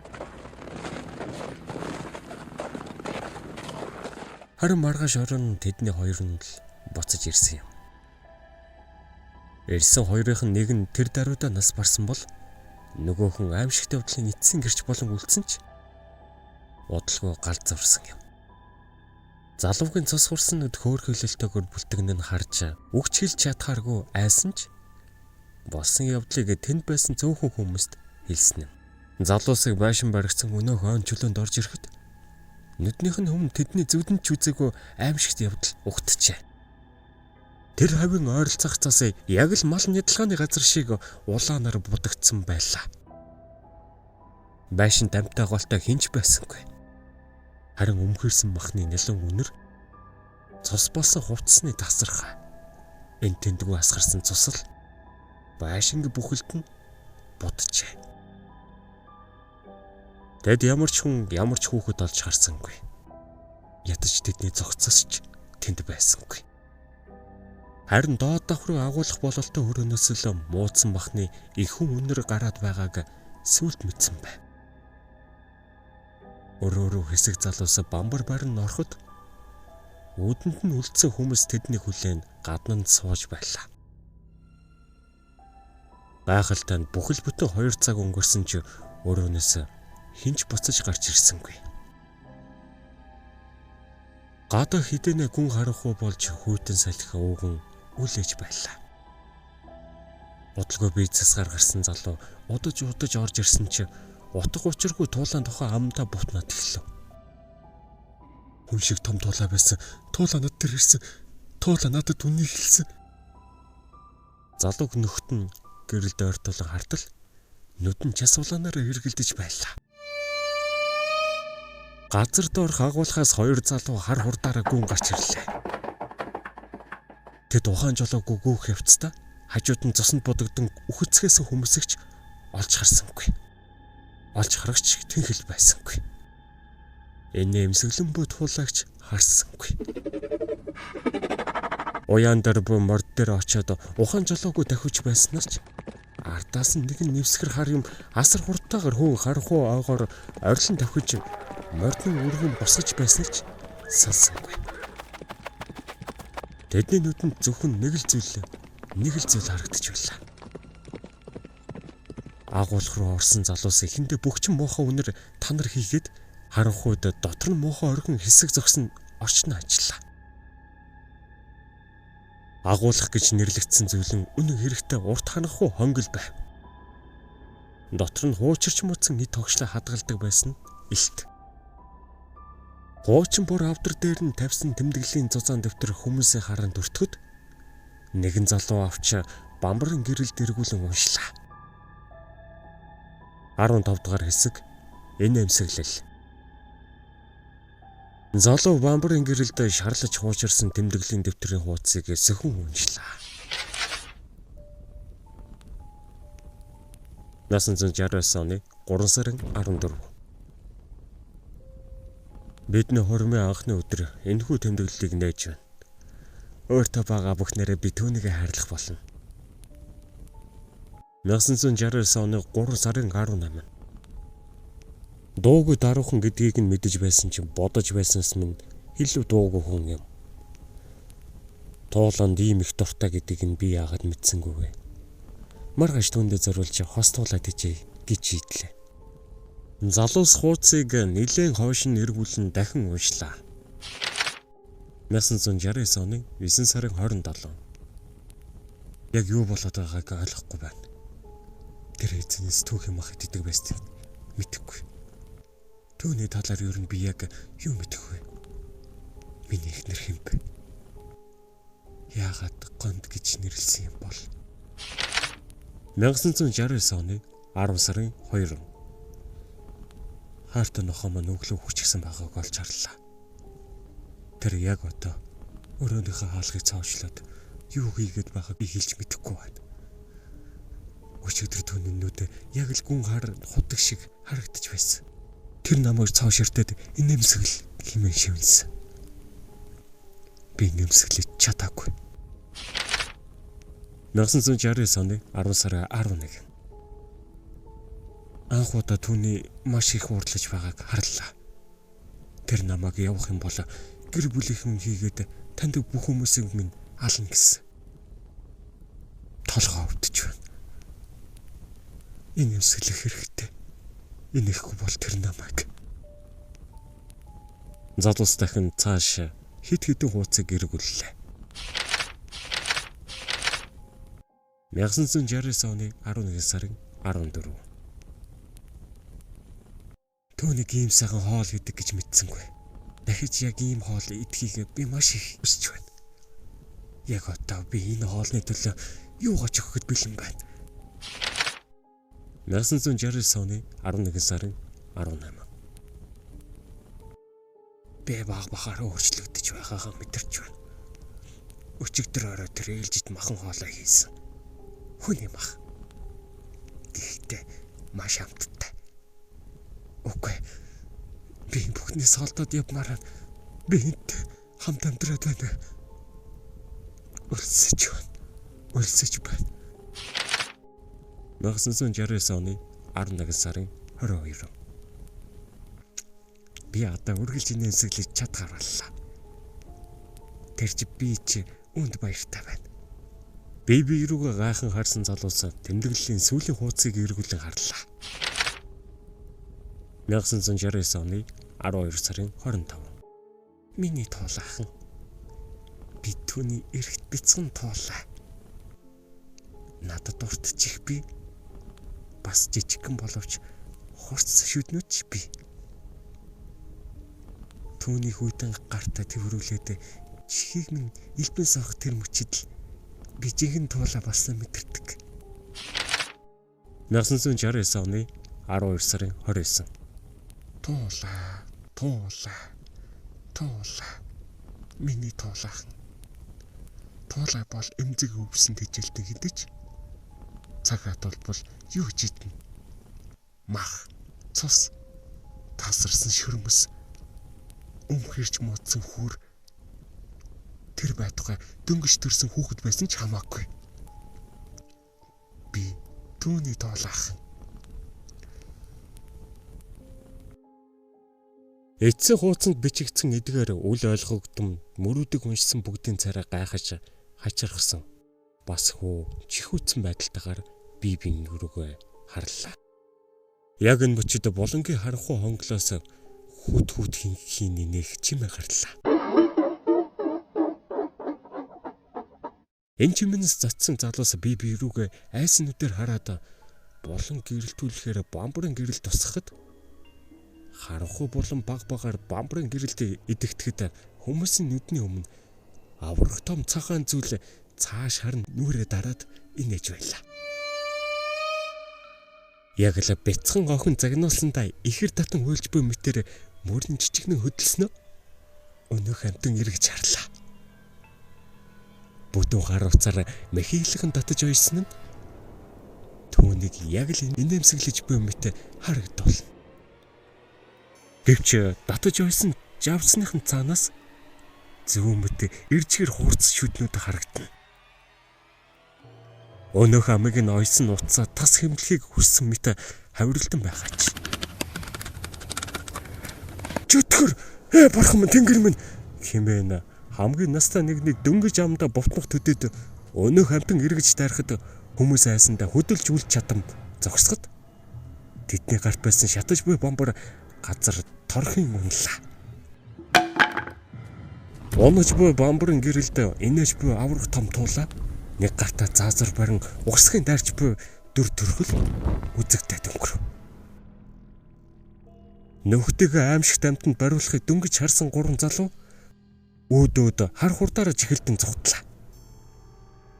Бурхан минь тэнгэр минь зогтаараа хэмээн орилсоор ихний залуу гарах үүдний зүг хар ирчээр гүхтүүдэд нэвсээс хар юм өөдөөс нөмрөн дарж авахд гаслах төдий чимээ дуулдаад чимээгүй болчихлоо. Ухаанс хөөгүй айсан хоёр залуу чимээ аниргүйгээр гүйлтэн гарахад хажуугаар нь ихний залуугийн хүзүүнээс зуугаад ясаг нь таржигнтал хэмлэж буй чимээ. Ард үлдсэн залуусын эцсийнх нь хорлон газар төсхийн ундах чимээтэй зэрэгцэн чихийг нь зүсэн өнгөрөв.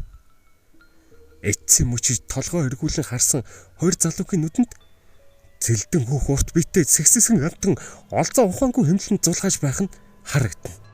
Өнөөх амтан толгоогоо өндөлгөн цусанд бэлдсэн амаараа архиран ойрлоход хөвхүүтэн нүднийх нь харц хоёр залуугийн зүрхийг зүсэх шиг болоод өнгөрлөө. 1971 оны 1 сарын 26-ны өдөр Улаанбаатар хотоос машинууд зэрэглэн тушаал авсан зэвсэг төвчний дугаар анги хөрсөглөг чиглэн гарсан юм. Тэд ирсэн даруйдаа өнөөх аимшигт үйл явдал болсон байшинд очиж түүний эргэн тойронд дах 30 орчим километр газрыг шүүрсэн боловч амьтаа голтой зүйл нэгэн ч гарсангүй. Харин тэд цаст яргалал болон зүүдэндээ шүзээгөө аимшиг харсан ба даалгавраа биелүүлж явсан 2-3 цэрэг тэндээ шокц зочролд орон түргэнээр бацаагдсан байна. Байшингийн хөндийн хэсгээс тэд нийт 40 гаруй хүүхэд хийгээд 19 хүний зогцос олсон байлаа. Гэхдээ тэдгээрийг зогцос гэж үзэхэргүй болсон байсан ба бүгдийг нь хурц шүттэй амтан сэглэн хайсан нь яг хэн болохыг танихад бэрх болсон байв. Удалгүй хотоос ариутгал шинжилгээний баг хүрэлцэн ирж хүмүүсийн зогцос хийгээд хараал идсэн байшинг тэрчигтэн шатаан ойр орчимд нь хөл хорой тогтоосон ба ил аимшигт явдлыг цаашид тараахгүй үүднээс ил болсон явдлыг сонсон хийгээд нүдээр үтсэн хүмүүсийн тушаалын давгуу ийм яриа гарахгүй байхыг даалгасан байлаа. Хамгийн хачирхалтай нь энэ хэргийг үйлдсэн хүн бугж өтгөр аль нь болох нь хамаагүй. Орморгүй алга болсон нь хэргийн тайлагдшгүй нууц болон үлдсэн юм. Орон нутгийн бяцхан хийдэд энэ үеэр лам нар нууцаар ороолон дарах ёслолыг хийсэн нь баригдан. Зэргийн албан тушаалтан энэхүү зан үйлийг хийсэн лам нар хийгээд тэнд байлцсан сүсэгтнүүдийг баривчлан хот руу ачуулсан нь дахиж ирээгүй байлаа. Сүмийн хамблам ачигдж явахдаа нэгэн шавьда айдастай хоолоогоор шимнэн хэлсэн зүйл нь. Нэг зүйлийнхээ хойноос хэвчүнсэн нүгэлтэн хүмүүнийг хэтэрхий тамлан зовоож алснаас сүнсэн дээд ба доод ертөнцид очихгүйгээр эндээ ор олон болон үлддэг. Ор олон бол юунч дарагдаж дийлдэхэргүй хамгийн ёрын сүнс. Богж өтгөр тэд юунч цадаж ханхаа мэддэггүй бөгөөд бусад аргаар тэднийг дарах боломж бараг байхгүй. Эртний нууц таринаар бол оруулан дарахцсан үлэн ёсоор нууц өдрийн хэсгээс бүтэн 21 хоног тасралтгүй уншин байж дарагддаг. Тааж би дарж чадсангүй. Оруулан одооч хаа нэгтээ явж байгаа. Имэсэн байлаа. Баада өвгөн тэр нэгэн зуны аимшигт явдлыг сэтгэлдээ бодоод шүн унтаж чадсангүй. Нүдэнд нь дөрөн бяцхан хүүхэд хийгээд юугаач мэдэхгүй залуу хосол харагдаад байлаа. Ор олон буцаж ирсэн шатсан байшин ч буцаад сэргсэн байлаа. Байж боломгүй зүйл явах хэрэгтэй хөөрхий хүүхдүүд. Ингээд шүн дунд хувцлан өнөө хараал идсэн байшингийн зүг бууга бараад явсан нь тэр аж. Машины гэрэлд туссан байшингийн зэвүү даасан хүйтэн цонхнууд харанхуйлан харагдахад энд амьд амтны шинж үлдээгүйг өвгөн гадарлаж байлаа. Бууга цэнэглэн нөөц сумаа хармаандаа хийгээд уртаар амьсгалан будаг нь халцарч цоохорцсон байшингийн хүрэн хаалгыг хүчтэй татан дотогш ороод явчихлаа. Төгсгөлийн 16 дугаар хэсэг гүйгээрээ. Хаалга хягтан овгоогоод араас нь тасгийн хаагдахад хав харанхуй орчин баадаг ухтан авлаа. Байшин тэр жигтэй хүүрийн нэвширсэн үнэртэй шингэж амьсгаа хучж хэцүү байлаа. Баада гарт буй гарч идэнгээ тэмтрэн байж тусгалаа. Чийдэнгийн хурц гэрэлд үүдний өрөөндөх хан тааз зусан зам дотоолон хин нэгний хурц саварт ирээчигдсэн харагдана. Бүх зүйл тодорхой болсон байшинд хинч амьд үлдсэнгүй бололтой. Өвгний духан дээгүүр хүйтэн хөлс борзаан яг одоо хажуугийн харахгүй булангаас нь аимшигт ороолон үсрэн гарч ирэх мэт санагдахад бууныхаа гохыг гартаа чангатхан бушуухан буцаж гарахыг хүссэн ч өрөөнүүдийг гүйцэд шалган бар санагдаад зориглон цааш алхлаа.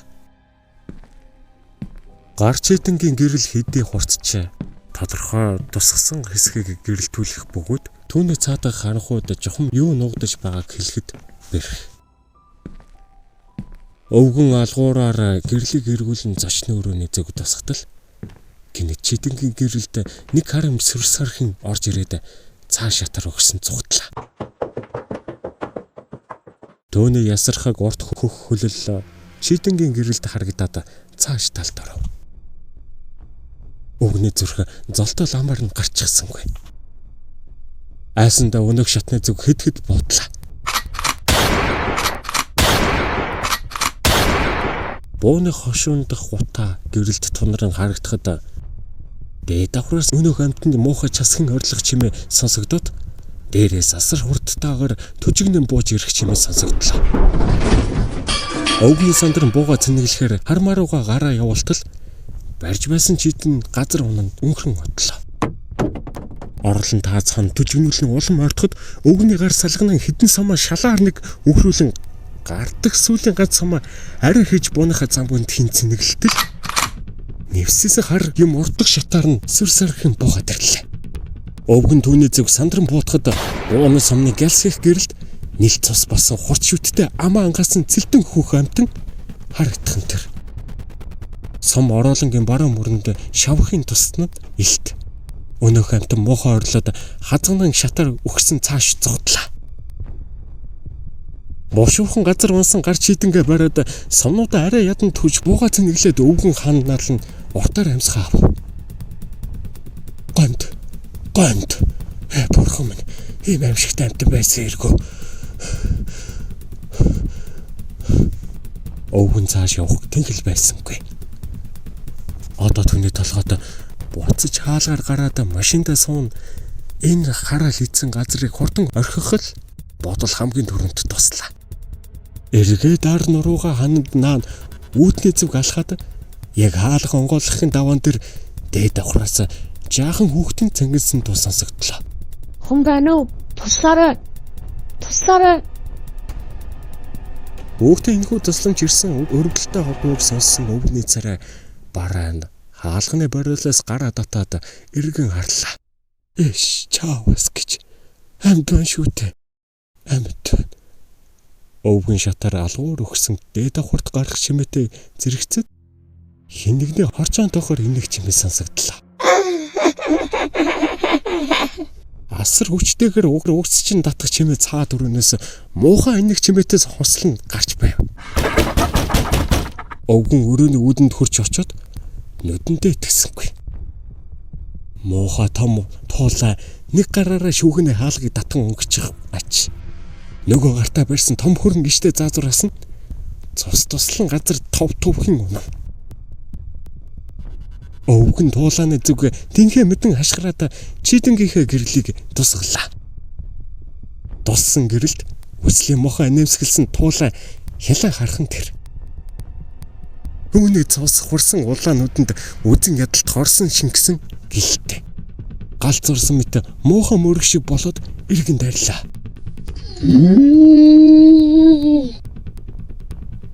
Өвгөн сандрын түүний зүг хальт буутсан ч онсонгүй. Сом цааш сөнгөн нь ханд зогтоход өвгөн санд мэнд хажуугийн өрөө рүү гүн орж хаалгыг ам үлдэс түгжиж амжив. Азар хинч түүний араас хаалгыг онгоолохоор оролцсонгүй. Амьсгаацсан хийгээд зүрхэн хүчтэй зохлон өвдсөн өвгөн бохирон сууж зүрхэн тушаагаа даран явлаа.